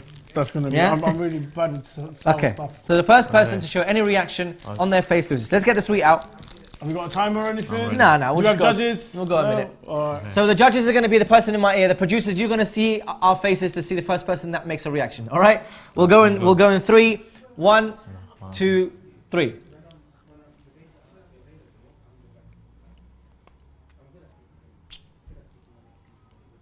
It's all right, to be honest. Quite tasty, I'm not gonna lie. Quite nice. I'm struggling still. I'm gonna have to laugh. Oh wait. Okay. Man down. Man down. It hits you straight up. That's it. Are you out? Did you lose? You like us? Why do people do this? Why are you out? It's me and you. Ooh. He's got a fair point because the sourness is gone and it's gone sweet now. Now it's nice and sweet. Oh, Yeah, I'm we lost. made it. We made it through. Hold on. Was it sour all the way and then? No, it was nothing in the beginning. I swirled it round a bit. Yeah, you shouldn't have swallowed it. And then something hit me. So yeah. Now I'm good. I'm okay. Yeah, now I've got the sweetness. Yeah. So you lost. I lost. Okay. I'll take it. We gotta keep it. Alright, cool. So you're not good.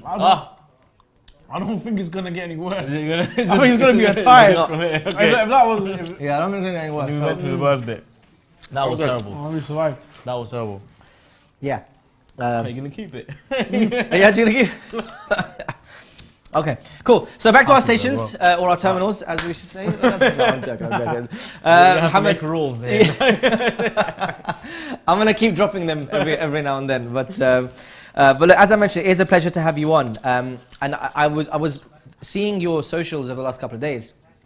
Obviously, you have different events that you go to, and of course, you vlog your experiences at Heathrow terminals, all of them, or my main job looks after the airfields. So Okay. airfields on all the terminals. Okay, but it's not the actual building itself; it's everything outside. Okay, cool. So the bit where the plane parks up. So relating this back to the purpose of today, how easy or hard is it having a discussion with colleagues who aren't aware of this world, in order for them to say, listen, Imam Hussein Charity, can you donate to something?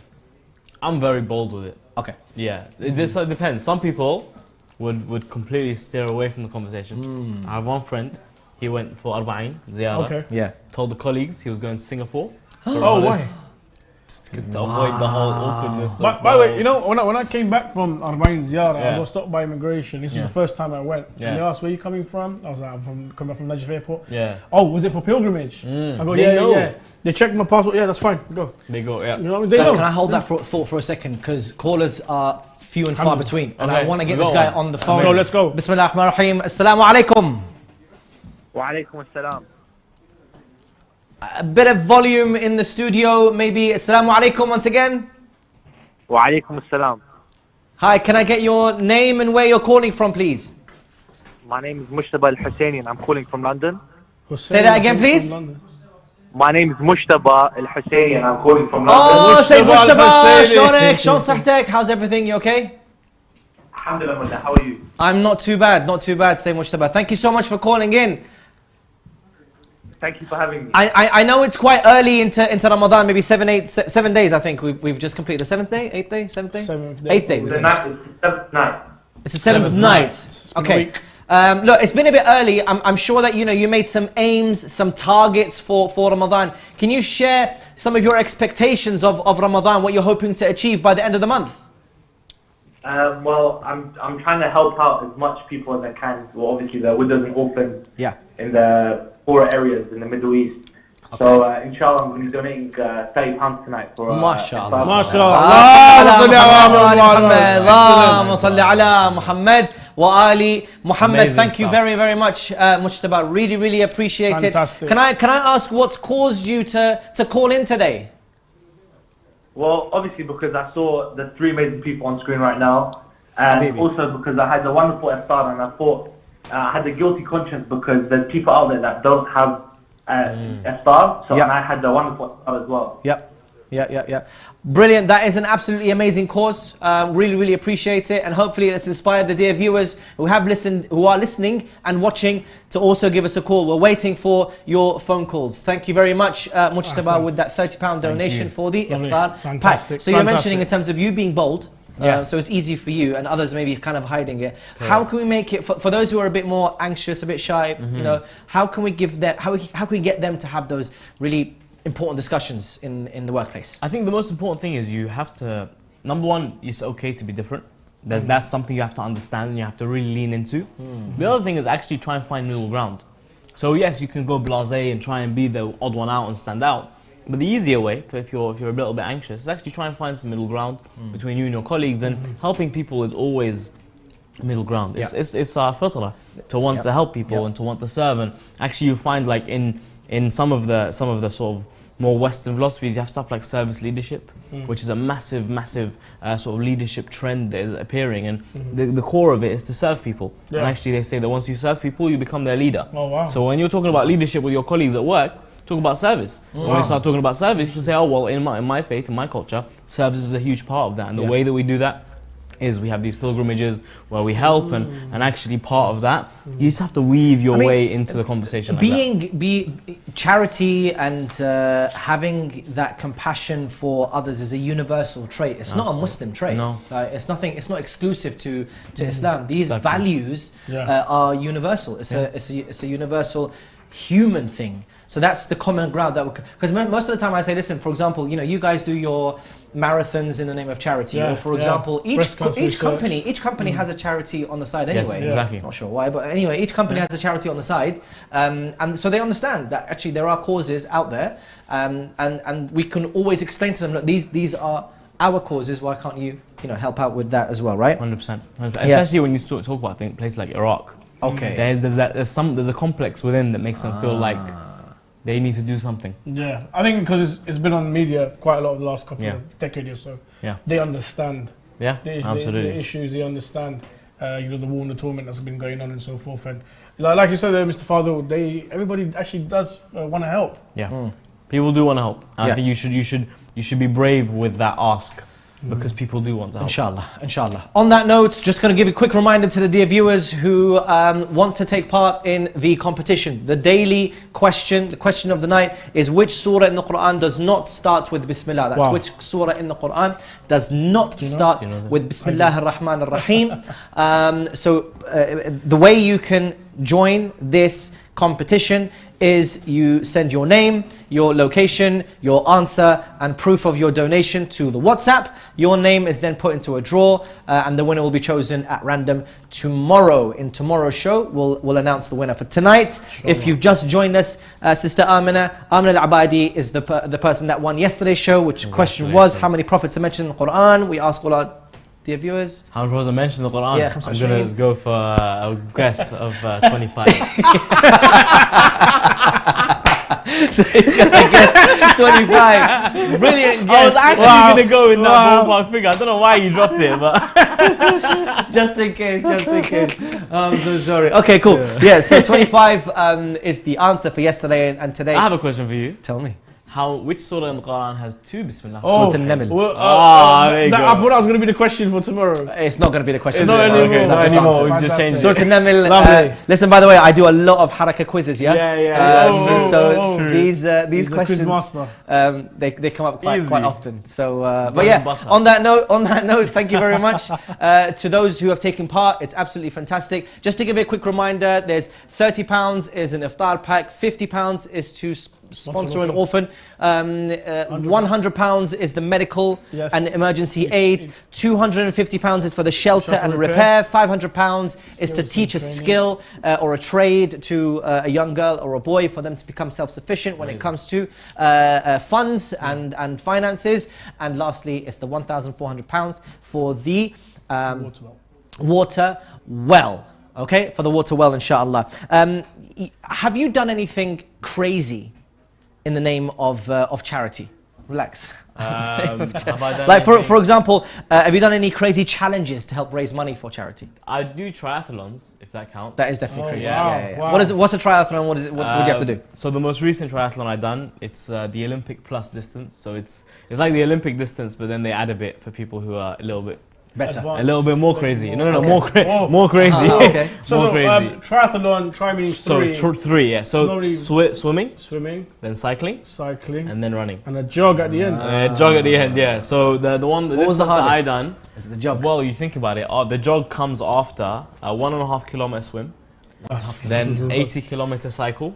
80 kilometer cycle. And then a 10 kilometer run to top it all off. 80 kilometers, isn't that Najaf to Karbala? 80 kilometers? Yeah, it's 65 kilometers apparently. It's Yeah, more. so it's more. Maybe so Shrine to Shrine is 80, yeah. I was going from the Oof. Excel Centre in East London to Big Ben 3 times.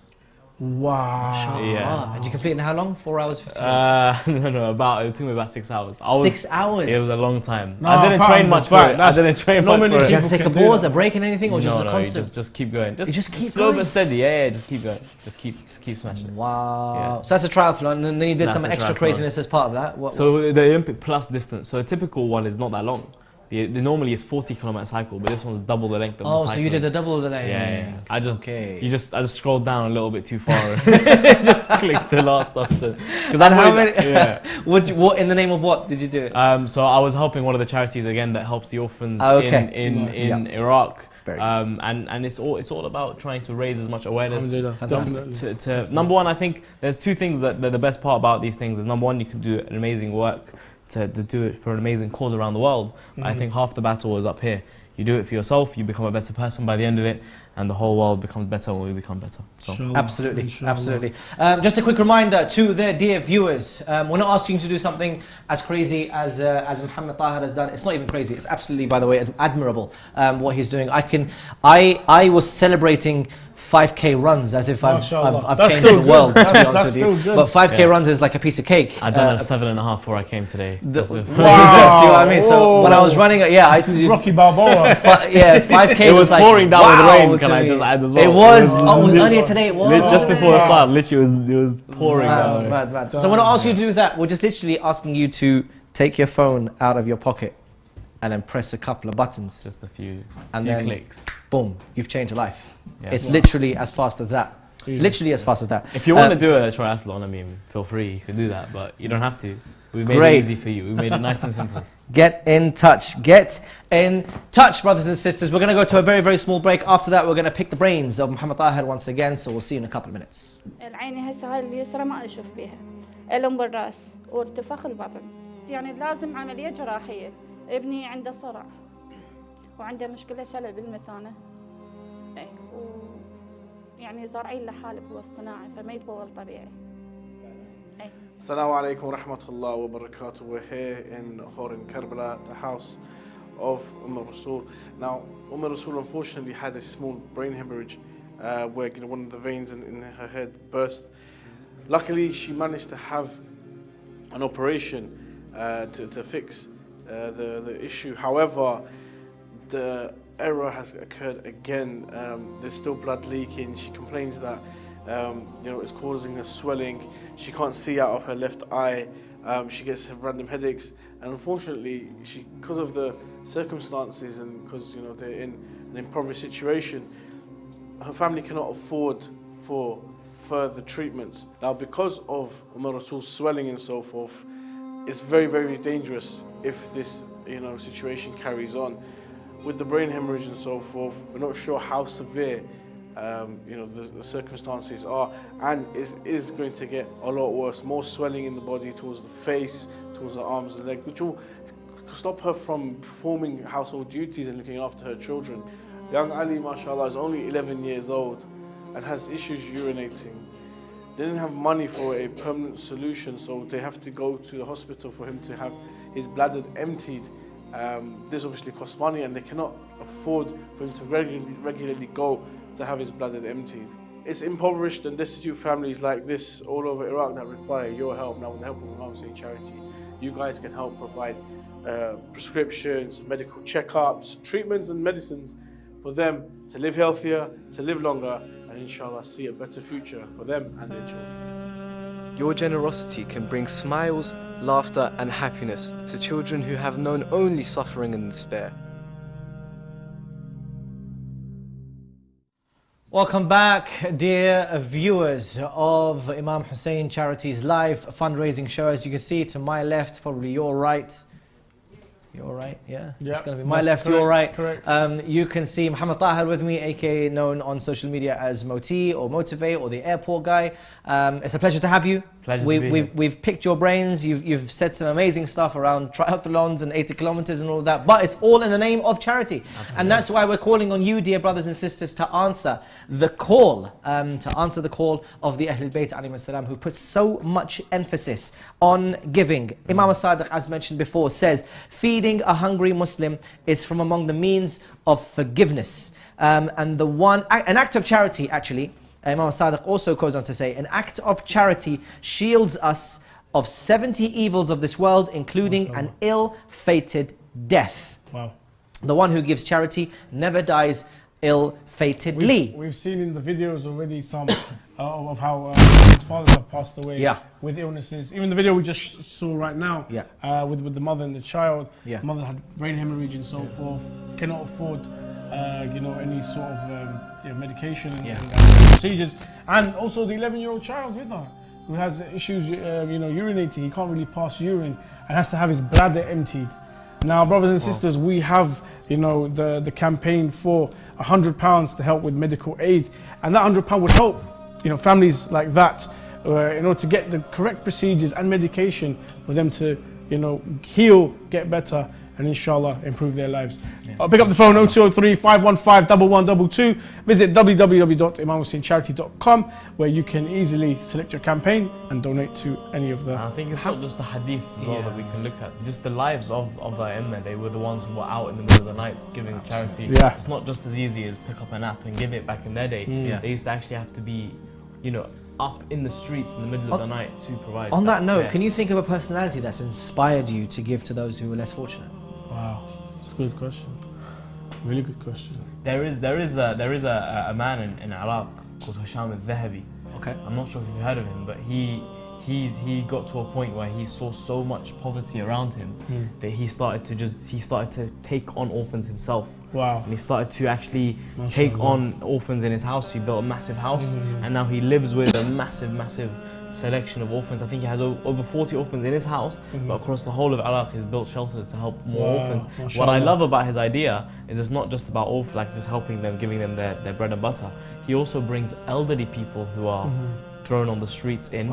So now he has the old and the young living in the same place, so they can learn from each other, and the young learn how to care for the old. Kind of forms like a little family, isn't it? Because you've got elders, you've got youngers and so forth. Exactly. The right mentors and 100%. He's an inspirational person. Wow. He really is an inspirational person. You've been on shows before, and you've done fundraising on a regular basis. We've seen you around, especially on your socials. So, are there any particular stories that you've heard? This could be one of them, but is there another story that's really tugged at your heartstrings? It's a bit more of an emotional story that you've come across. I mean, I've seen with my own eyes. One of the ones that really tugged on my heartstrings the most was a mother in Iraq who had 5 children. And of those 5 children, her oldest 2 boys. When you have 2 boys, you think to yourself, fantastic, like they're going to be the breadwinners, they're going to help. They're going to be the ones that are going to carry the weight of this family. Both of them are severely mentally disabled. So when the father unfortunately got into a car accident and passed away, now the mother was left with 2 severely disabled children and then 3 youngsters who she has to care for. Now what hurts even most about this whole situation is she doesn't own her property, and at the start of every month she has to pay rent, the landlord, pay out. Otherwise you're out. Wow. Having disabled, because I have in my own family, my brother so has what you call a global delay. It's like what do you call it? He's 30, but he acts like a 12-year-old. He's got behavioural problems, and it's known as a non-visible disability. And it's really, really difficult with him. It's a 24-hour job looking after him, which we all have to take turns and so forth. But having 2, and is it physical? And 3. So it's mental disability. So they have to wear nappies. They need to be changed. Makes sense. They are not aware of where they are, who they are, what's happening. When we went to visit them, one of them spent most of the time with his face just like this on the ground, lying down, and the other one was hitting his head against the wall. So the whole 45 minutes we were there. So she has to look after these two, which is already a 24-hour job. Yeah, and there's three youngers to look after that. And we're talking like little 5-year. She has a 5-year-old. So what does she do for income? How does she so the young boys and girls go around the shops of the neighborhood. The 3 younger ones go around the shops in the neighborhood. Asking for money, for help, and then one of the charity organisations who is there in the area does very similar work to what Imam Hussein TV charity does. They are there to help support with the rent and any of the medical equipment they need. Do you know what? It just shows you how much need there really is. This is probably one story of one real life story of hundreds, if not thousands, of others who are in very similar situations. What does this, I can't even begin to imagine, what does this mother do? Like, how does she go day by day? She must have such mental strength to be able to cope. Not even cope, I don't know if she copes or not, but what does she go through on a daily basis? Just imagine yourself in that position. Imagine you weren't born, with, alhamdulillah, the means that we have. Imagine you were born into that kind of situation where you literally have to rely on 3 kids to live day by day, or rely on the donations of people. So brothers and sisters, it is time for us to be able to say, you know what, whatever something I can spare, I can give. I can give towards these causes, which is absolutely fantastic. Really, really appreciate that story, Mohammed. It's actually really touched upon a very important aspect of the lives that we are fundraising for. I think it puts a lot into perspective and reality. It's not just, oh, these people are poor, but it's like, look, these people are financially struggling, and for some of them, this is the reality. They have to, live with, or not even live, but take care of, disabled children, whether it's physical or non-visible, and then on top of that, landlords want his money, and sometimes landlord can be sympathetic and then they can be understanding, but for how long? You don't know what that landlord's going through and what he relies on. Exactly. So brothers and sisters, this is the time to make a change and help families like this, and to help orphans and widows as such. So pick up the phone 0203 515 1122, or visit www.imamhusseincharity.com. We have many campaigns that you can get involved in, whether it's the iftar pack, whether it's sponsoring an orphan, whether it's medical aid, or whether it's skills in training, or the water well campaign. You guys can get involved and definitely change the future for these people. Inshallah. So we're going to be cutting to a very small break after that. On a lighter note, we have another challenge, so don't go anywhere. We'll see you in a couple of minutes.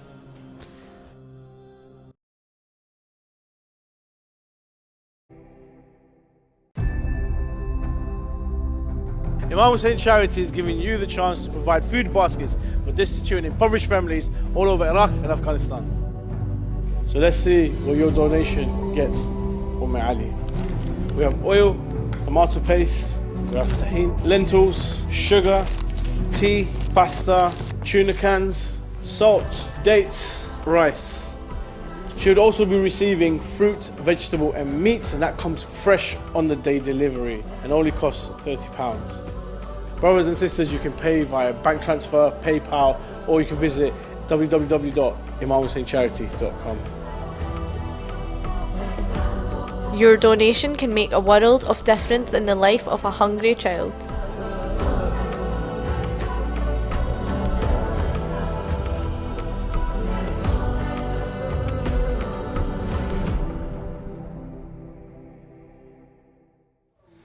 Welcome back to Imam Hussein Charity's live fundraising show. If you've just joined us, where have you been for the last hour and a half? Has it been? 8:30? Hour and a half. So we're into our last half an hour of today's show. It's my last half an hour for Ramadan. And there's one more show I'm doing way after the Qadr nights. But in any case, for now, it's been a lovely time having you for the last 7 nights. But we're going to kind of sign off on the last challenge, which essentially is guess the candy or guess the sweet. Wow. Okay? Yeah. So the first person we're going to try this on is Muhammad. So do you want to take off your glasses? I will. Yeah.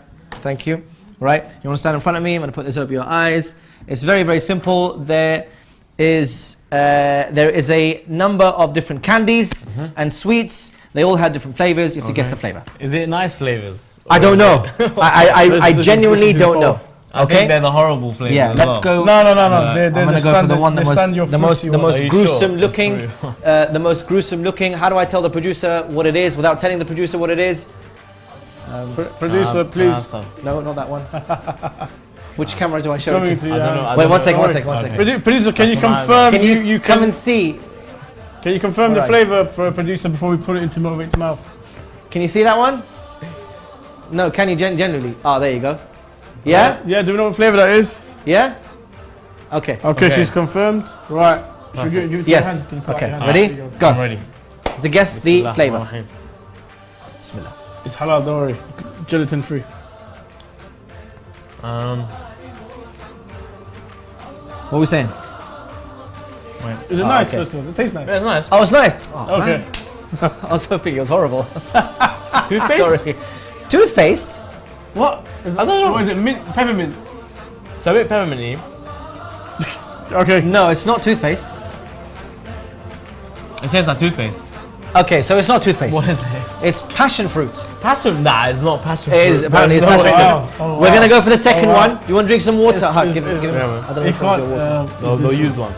Yeah. Was that open? It's because you can't see the colour, that's why. Okay, let's go on the camera so that the camera shows. That one. Yeah?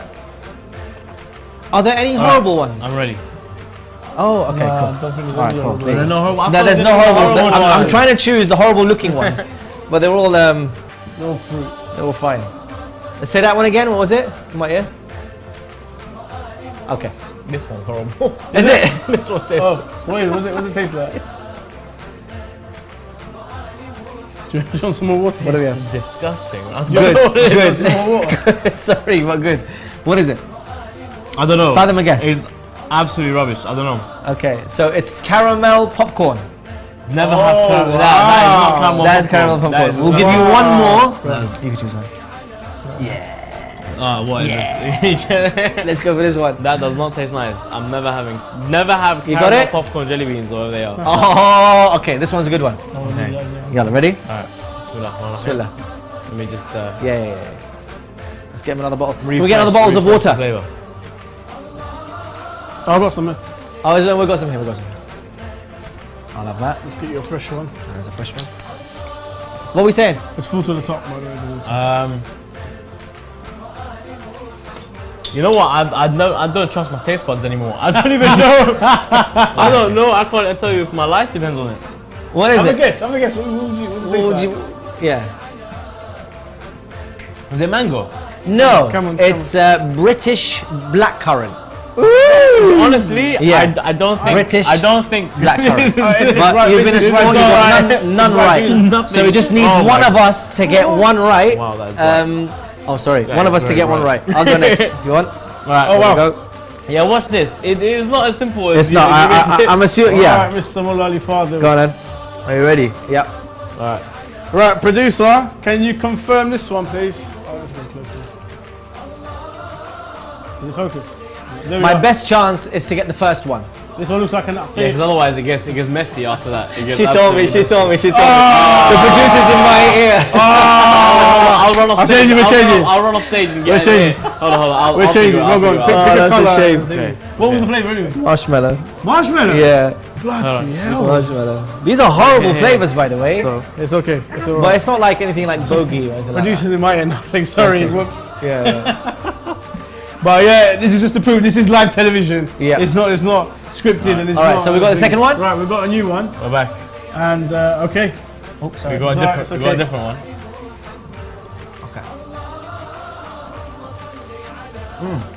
Tastes good? Tastes bad? It's alright. What are you getting?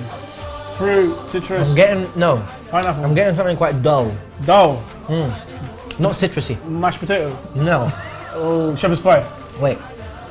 Something quite I want to say orange, but orange is citrusy. It's not orange. It's more caramelly. Coffee. Coffee. Coffee. The fact is, Is it anywhere near there? I gave you the same one we chose last time. No, you didn't.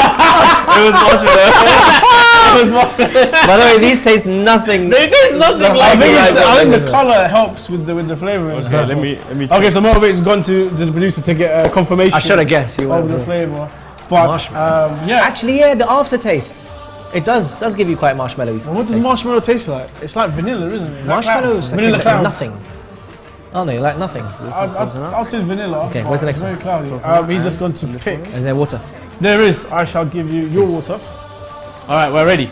Okay. It's so disorientating, isn't it? Okay, we're ready. Okay. Put your hand out. Hands out. There you go. Okay. Oh. Tangy. Yeah. Tangy. Oh. I'm going for a blackcurranty something. Okay. No? Okay, carry on. Yeah. You're Go on, close. are you sure? You're very close. Berries. Berries. Coconut. Yeah, I'm having a Coconut. No way. Oh my days, man. Coconut. Because the flavour hit you straight away. Yeah. So I thought it must be something tangy. Clean your palate. Sorry, mate. Wait. Clean your palate. That's what I'm telling you. I was not getting the same. No, you're right. I think the color plays a big role in it. And last but not least, there you go. Bismillah. So we are now still on 0. Yeah. Come on. If you don't get this one. Oh! Come on. Wait. I've tasted this before. Oh, no, wait. Oh. Got a really bad aftertaste. I'm gonna go with lemon. Lemon, citrus. Yeah. Cherry. Cherry. No! Because it is cherry's kind of tangy. Yeah. So I got nothing right. You flopped. Okay. Yes. I did flop. I'm gonna wait It for is my bright. eyes. Yeah. It is I'm very gonna bright. keep my Okay, eyes closed. you ready? It's my turn. It is your turn now. Wow. Let's go. Let's put this away. All right, I'm gonna go and choose. You wanna do this yourself? I'm gonna go and choose the Thank right you. ones. Yeah, I'll be Oh, back. I do you wanna choose? yeah, no, they can tell me. Because is he not? Is he? No, he's different. Yeah, they can tell me. Okay, cool. These are his. All right. Yeah. I feel like a Ninja Turtle. but- You look like Let's go for one. nice, easy ones. There we go. Okay, yeah, we can do this. Come on. Yeah? This Right. this isn't a weird and weird one. Let's It's just go. Box standard. Yeah. Come on. Why am I getting? Oh, this is watermelon. Oh! You got it right! Yes! You got it right! Thank you. Brilliant. So Well he's done. won. Okay. No, wait. We're gonna give you Okay, more. we're gonna give you 2 more. Okay. Test the theory. See if it was the first time lucky. All right. Okay, hello. Yeah. You got that? Okay. This is 2 things, but we'll take the first word you say. All right. Yeah. Chuck it, the watermelon out my mouth. Do you want sorry, the water. Yeah, please. Yeah, sorry. Wash my palate. Here we go. Wash your palate. Thank you. There we go. Thank you. Thank you. Go on then. Here we go. Bismillah. Bismillah. Oh, this is nice. Yeah? Do you know what it is though? Tastes like pineapple. No. Wanna have another guess? Since you're already winning anyway. I would think it's pineapple or passion fruit, something like that. No, it's strawberry smoothie. Really? Yeah. So it's close. Strawberry smoothies don't taste Yeah, like that. have your water. That's what I'm saying. Welcome back to reality of what we were dealing This with. could be it. But I must say, it was very nice. So if you're going to eat that, eat with No. your eyes closed. It's quite nice. Yeah. Just don't know what it is. Here we go. All right, last one. All right, let's try this one. What are we saying? Well, I can taste citrus, but I can't taste it. It's citrus, but it's dull. It's not sharp enough. Mashed potato? No. Shepherd's pie? Yeah. What sort of dull? What did I get last time? You got which one? Which I said it was dull, but actually wasn't dull. No, Marshmallow. not that one. You said you had marshmallow, you had cherry and blackcurrant. Yeah. It's got to be blackcurrant. No. It's got to be cherry then. It's cherry! That's what I know. What is this? I get your money back. That's brilliant. So look, we have a tie break on losers, so I don't know how we're going to do this. Last one. Do you want to... We can keep going until one of us gets Alright, we'll just close our eyes. I'm not doing this. To be honest, even if you do it without the blind. The thing is, you're gonna keep getting. You're gonna get. You don't know. They can tell. Okay. They can tell. The thing is, even if you don't do it blindfold, you don't know what the flavor is because I'm gonna try to give you something that you haven't tasted yet. Okay. So let me go confirm. Oh. Okay. Fine. See what I'm saying? I'll get. Or is there another way we can do a tie break? No, don't mix them up. You sure? Yeah, because otherwise these. Right. Let's have a quick. I'll be back. Why? Because on the list No, she has colours. All colour coordinated, yeah. I thought it was. No, she has the whole thing as colours, and they'll tell you which colour's which. Yeah. Have you tried something like this before? Have you tried the yeah, like the bogey flavour and the shino flavour? Yeah, they are horrible. Really? Yeah, they are really horrible. There are some that are really low on there, aren't they? Yeah. Like, there's some weird guys that put their heads together. You know what? Let's make a sweet out of the most horrible thing. The worst part is someone had to go and taste, like the taste testing. There's one that is rotten milk. It is horrible. See, told you, it's depending. It's bowl dependent. It's What bowl question? dependent. So a reminder to the dear viewers, as we're getting some verification behind the scenes on the colours of the sweets, is that you're able to join in, not in this competition, but there's a daily competition that we're doing. Essentially, it's the question of the day. The question of the day today is, which surah in the Quran does not start with Bismillah? Which surah in the Quran does not start with Bismillah? Send in your answer, your name, your location if you want, and proof of your donation. Minimum £5 entry requirement. Your donations go towards those who are less fortunate, and then you're able to select who is going to be the winner in tomorrow's show. So I'll let the guest pick which hand. That's yours. Okay. Oh, we don't know what's what. Exactly. Ah. So it doesn't matter if you look at the colour or not. Bismillah. That's what I'm saying. This is hard. Oh wait. So basically, you're gonna escape the matrix now. Wake up in this pod, and you're gonna have to prove. I'm joking. Oh, okay.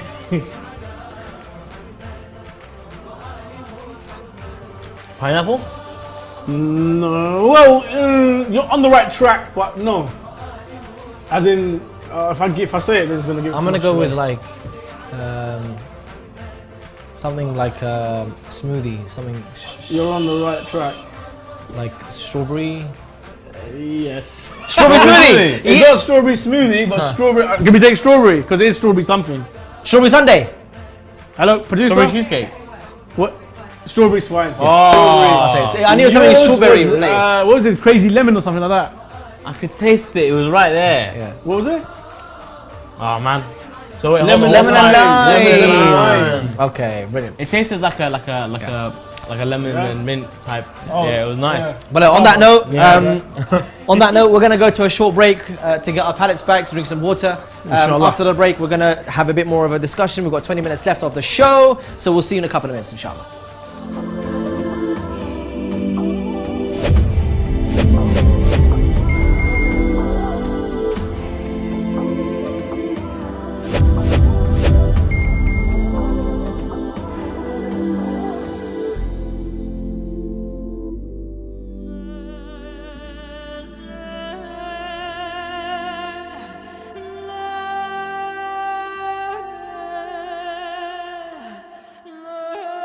These orphans need your help and require your assistance. Don't let any of these orphans go hungry this Ramadan. Please donate. Don't let this be the end. Keep the hope alive.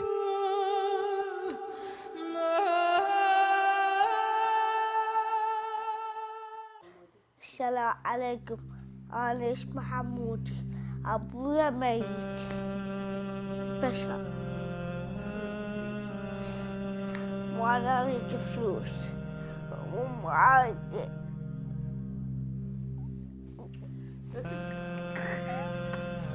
لا تبكي.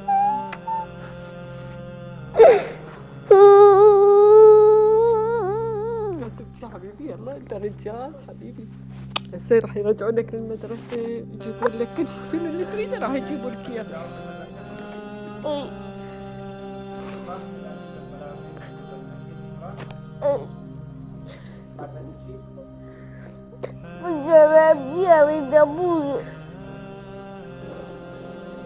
على عمره 4 أشهر ومات أبوه.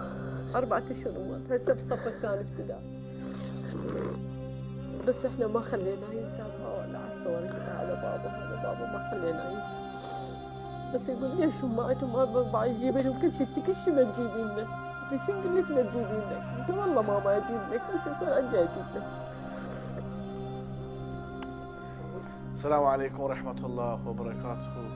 We are here in Al-Hawr in Karbala at the home of widow and mother to 7 orphans of Ms. Sajjad. Now, where does the tragedy begin and where does the tragedy end with this family? Unfortunately, the father died in a car crash, leaving behind 7 children. The elder 2 are only 16 and 14, and they go out to work, but they don't bring in enough money to look after the other 5 children. Now with Sajjad, she needs money for food, for clothes, she needs money for medicine. Herself, she has a tooth issue, but she can't find the remedy, she can't pay for medicine, but she cannot afford it. It's so bad here that she can't even afford to send her children to school. First of all, she can't pay the fees, which is about 30,000 Iraqi dinar a month per child. And secondly, she can't even afford to send them on the bus because the school is so far. Her youngest son, Muhammad, young Muhammad over here, has an issue with his lymph nodes in his throat. Now, if he doesn't get any treatment soon, unfortunately, his issue, his illness will turn into cancer. 80 years old, Hamoudi here, is gonna have cancer if he doesn't get any treatment. Now, when he does get cancer, how will he get any treatment? Who's gonna pay for the treatment? How long will he last with this illness? If it continues, he may not get to see his 9th birthday or his 10th birthday. Brothers and sisters, this is the reality for many families here in Karbala. This is the reality. They are so poor that they can barely afford food to eat. They can't even send their children to go to school, to learn, to be educated, so they can change their future. And with young Hamoudi here, he may not have long left to live. Brothers and sisters, I plead to you, I urge you, for the sake of Hamoudi here, for the sake of a child who needs to grow to become something, please donate and help. Your donation can be the difference between a life of hardship and a life of hope for the families in need.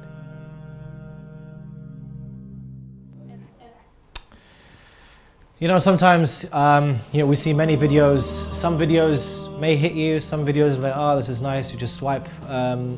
But this one always gets me. And every time I see it, there's something new that I find out about that video, about the conversations. There's 2 things that I noticed in this video. Number 1, the mother, you can hear the conversation between the mother and Hamoudi, Muhammad, who was saying, you know, she was saying that when Muhammad complains to her, when he eventually does get to school, if he does get to school, if she has the means to get him to school, he would complain and say, look, Mum, everyone have, you know, their fathers, they buy them everything, and my friends in school, they have everything.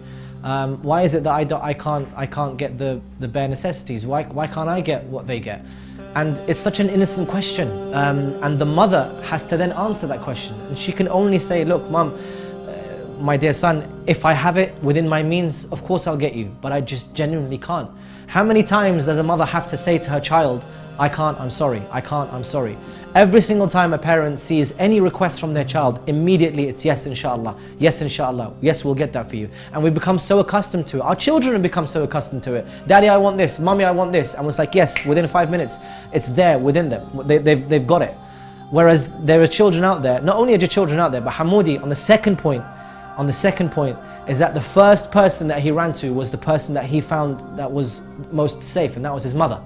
As soon as he felt like he was, you know, in a very vulnerable situation where there was people there that he didn't know, and he had to speak about his father, and he wanted to cry, he went straight to his mother, and his mother would just, what can she do other than hug him?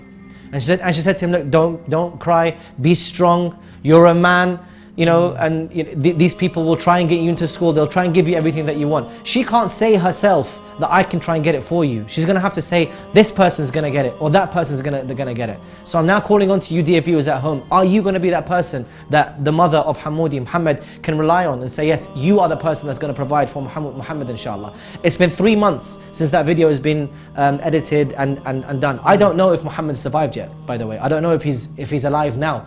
I don't know if he's going to be alive to see another Ramadan. Whereas for him, it doesn't matter if it's Ramadan or not. Every single day is a struggle. Every single day is a struggle to eat, it's a struggle to get by. So we're asking you, dear viewers, not just in the name of Imam Hussein Charity, but in the name of the Ahlul Bayt alayhimus salam, in the name of those that you find so dear, in the name of the majalis that we hold for Imam Hussein alayhi salam, in the name of the majalis that we're going to hold for Imam Ali alayhi salam, who is the father of orphans, please donate to Imam Hussein Charity so that people like Hamoudi can receive the medication. And in terms of the medication, it's £100. £100 towards the medical aid, which will help, you know, people like Hamoudi, children like Hamoudi. To get the urgent care they need. Like I said in the video when I met Hamoudi and stuff, it's just early stages, but it's developing very quickly. Now the early stages is when you can stop and cure most diseases. But then if it gets too late and too far, Hamoudi's only 8 years old. Tell me, what kind of 8-year-old deserves cancer?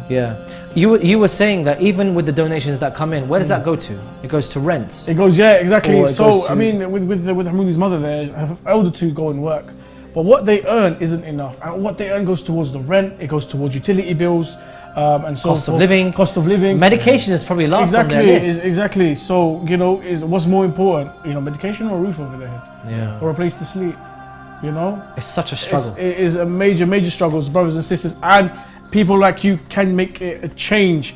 If you would like to, you know, donate towards campaigns such as the orphan campaign, or you know the repairing of the shelter campaign, or even the medicine campaign, will help a family like this. Definitely pick up the phone 0203 515 1122 or visit www.imamhusseincharity.com. Mohammed, I wanted to go to you in terms of those campaigns. You know, you've got the iftar pack, the orphans, the water well, there's going to be other campaigns as well that you've probably heard of today. Which one is the one that you most resonate with, and why? The one that really resonates with me, to be honest with you, is probably the medical aid, because the medical aid is going towards allowing somebody to sort of start a new life, turn a new page, and when they do have health, they can access so much more, and they can be more self-sustaining, and they can actually go to become more self-sustaining. And speaking of being more self-sustaining, there's another one on there which actually educates people on how to become more self-sufficient. It's similar to the sort of the saying that says, teach a man how to give a man a fish versus teach a man a fish, right? We're actually giving people the ability to then go out there and make their own income. So for people who don't want to just keep providing and trying to actually end the cycle, there are means to end the cycle and not just put a plaster over the situation. How many have you been to Iraq recently? The last time was about last year. Last year. Did you go visit any orphanages or anything like that? Yeah, absolutely. What was your experience like? It's heartbreaking. It really is heartbreaking, and it's humbling. Like it really takes you down and makes you realize that there's so much that we take for granted that some people genuinely don't have, really don't have. And there are people who, like the question that you asked earlier, like what these people do when they're in a situation like that. Like genuinely, when they're in such a difficult situation, it's so hard. I would ask some of the families, I'll be like, I'll speak to the widow, the mother, and I'll be like, okay, so where are your brothers? Do you have any brothers or sisters? Where are the family members? Where's your husband's brothers and sisters to help in and pitch in? And they're like, oh, they've neglected us, or they don't want to know, or you know, I don't have any brothers or sisters, and so forth. And it's like, wow, normally family really steps in and tries to take care and so forth. Over here, we're not pointing fingers there or you know, condemning anyone, but maybe the other family members are going through struggles. And people slip through the cracks, right? Exactly. And they get left at rock bottom. Exactly. So it's really difficult for people out there. I was going to ask as well, Hamad, just on your, in terms of the iftar pack is one of the main kind of campaigns for today. So away from the medication, away from the education, the iftar pack, and we've seen some, you know, the footage of them preparing those iftar packs. How much do you think that would have an influence on the lives of those who are less fortunate? Those iftar packs, these ones here. What it does is it lifts the load mentally off a mother that has to think, what am I going to cook? Right? What am I gonna? Because like you said, all the money that they're receiving is going towards putting a roof over their head. By the time they've got that load lifted off their shoulders, the next one comes crashing down, and that's a constant one of, what am I gonna feed my kids? What are they actually going to eat? And that's something that it's just so easy for us. We don't even have to think about. But it's about giving people that ability to not have to worry about that, and actually removing the burden from others' head. On a lighter note, in your experience when you went to Iraq last year, did you have any kind of fun conversations with any of the children, or was it all just all kind of like? We played Bulldog Rush. Okay. With like a massive group of orphans, which was amazing. Nice. Right? So we were playing football, we were playing Bulldog Rush with them, and it was amazing. There was a group of boys. Or did you understand the rules and how to play? Yeah, we explained the rules. We explained the rules, Okay. and it was us volunteers who were trying to stop them, and they were trying to run from one side to the other. So there was like 3 of us volunteers dotted around, and then it was literally like run from one end of the hall to the other, and we were like, you know. And the thing is, they don't have that sort of fatherly figure or older brothers who can, because their older brothers are at work, and by the time they come back they're tired. So to be able to just give them that love and attention and affection, more than the food and anything like that, but just being able to provide them with just love and attention. I said it before as well, to let children be children and give them a childhood. I mean, that's one of the most important things that we can do for these orphans. Any last notes? We're reaching the end of the show. Any last notes for the dear viewers? Just keep donating as much as you can. I mean, the lines are available. It doesn't have to be during the show. It could be tomorrow morning. It could be tonight. At some point, if you feel the need to be grateful, then be grateful by giving. And the more you give, the more you get. So, inshallah, all I can ask is to give as much as you can. Muhammad Taha, has been absolutely amazing to have you on the show once again. Really appreciate the time and effort that you've put into to come into the show. And inshallah, we'll definitely love to have you on the show in the future. Sayyid Muhsin, any last words? Last words I'll say is, for those of you who feel that donating may be a burden on your finances, Allah subhanahu wa ta'ala has put so much benefit and there's so much barakah when you give to charity. Takes away bala, it increases your lifespan, takes away sicknesses, increases the mercy of Allah subhanahu wa ta'ala, and most importantly, it increases your sustenance. Allah subhanahu wa ta'ala, exactly, it will return the money to you 10 times fold, 100 times fold. I remember Sayyid Jalal Ma'soumi using the Quran on our previous fundraiser, said up to 700 times more return on your investment. So, with an open heart, give, because it's giving hope to people who are in a very dire situation. On that note, brothers and sisters, I want to speak to the camera one last time before I conclude the show. Money comes and goes. We've seen that on so many occasions. Sometimes you could have a stack of cash and you're like, alhamdulillah, and then all of a sudden the next month, cost of living crisis, you get a bill of I don't know how much. And look, for us living in the West, it's all ups and downs, which is absolutely fine when we know that money comes and goes. But the change that you can have, the impact that you can have on a child that needs it, that thing comes very rarely. But you can make it a constant thing by just donating what little that you have towards these fantastic causes. Genuinely, I haven't been as touched as I have the last 7 days on this show by watching these videos. During the break, you might think, we're chit-chatting and stuff, but actually we're looking at the videos themselves. We're looking at the video and we're really connecting with it. We genuinely have a passion to be able to provide for those who are less fortunate than us. There are so many stories of widows and orphans and those who are less fortunate, especially in Pakistan, who the most basic hygiene needs, the most basic necessities of water is very scarce for them. I'll take that in a second. But on that note, many thanks. Hope you've enjoyed the show's last 7 nights. It's not stopping anywhere now or for the next couple of days. Tune in tomorrow, I think, maybe Thursday. Yeah, tune in tomorrow. There could be a show. I don't know. I'm done for now. But inshallah, we'll see you soon. Thank you so much for tuning in. Don't forget to donate. Can we thank Mullah Ali Fadil for his excellent service to Imam Hussein Charity. It's been amazing doing. It's been amazing doing the shows with you. And inshallah, I pray Allah subhanahu wa ta'ala increases your barakah, your health, your wealth, inshallah, and that you can serve more. The way of the Ahlul Bayt. My absolute pleasure. I'm going to sign off, inshallah. We'll see you very soon. Wassalamu alaikum wa rahmatullahi wa barakatuh. أهلا بيها وأتذكرها هي كانت قاعد من المدرسة تخلينا نروح وهي سولة ريول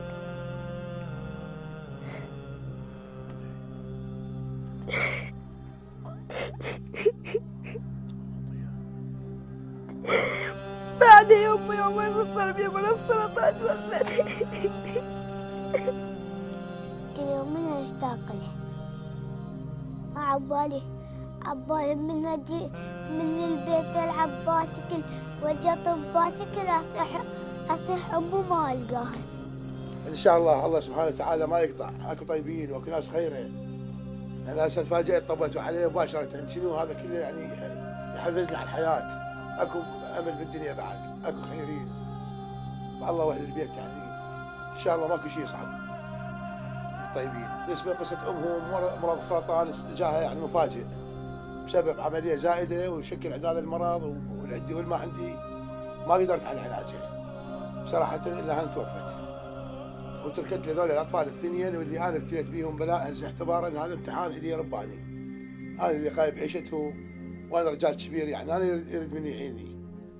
زين والآن أنا متكلف وقاعد بهذا الوضع بهذا البيت تعبان مرطوبة صاعدة متر وشوية وسقف وشوف.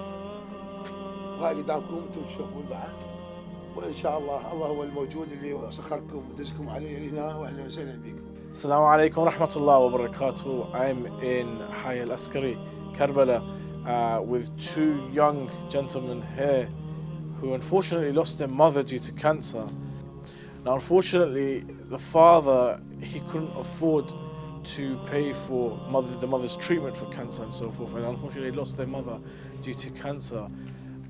Because of his old age and also his wellness, he cannot work and look after the children. It's very, very difficult for him to work, and he has to juggle between whether working or looking after the children and so forth. I'd like to thank Haji Hussein, Amir and Hussein for inviting me to their home and showing me how they live. And this is one of the projects that we have at Imam Hussein Charity, helping young boys like this and families who have, you know, less and difficulties, impoverishment, and helping them in order for them to have a better life here in Karbala. Now, when I came in, they were very, very hospitable, very, very welcoming. Haji himself, if you can see, his clothes are dirty for cleaning me. Like I sat on that green chair over there, and he cleaned it himself. The boys as well were asking me, would you like this, would you like that? Whatever they could give, you know, whatever they could offer me as a guest, they did and they offered. And I, you know, inshallah, I ask you brothers and sisters to help such a family who have been so hospitable and so nice to me. Even though that they don't have much, they were still willing to offer and give with sincerity and humbleness. So I ask and I plead, please brothers and sisters, help this family in order for them to achieve a better standard of living. Your donation can be the difference between a life of hardship and a life of hope for the families in need. Imam Hussein Charity is giving you the chance to provide food baskets for destitute and impoverished families all over Iraq and Afghanistan. Each basket costs around £30, $35 roughly, and can feed a family of 4. The food basket contains essentials such as flour, bread, tomato puree, oil. They get different spices as well, salt, pepper, even, you know, like cinnamon. You get lentils, you get different vegetables, meats, dates, tea, dried lemons, and not forgetting rice. Take advantage of this blessed month and help destitute and impoverished families. You can pay via bank transfer, PayPal, or visit us at www.imamhusseincharity.com. Give the gift of a healthy meal to a family in need by donating to our Food Basket campaign.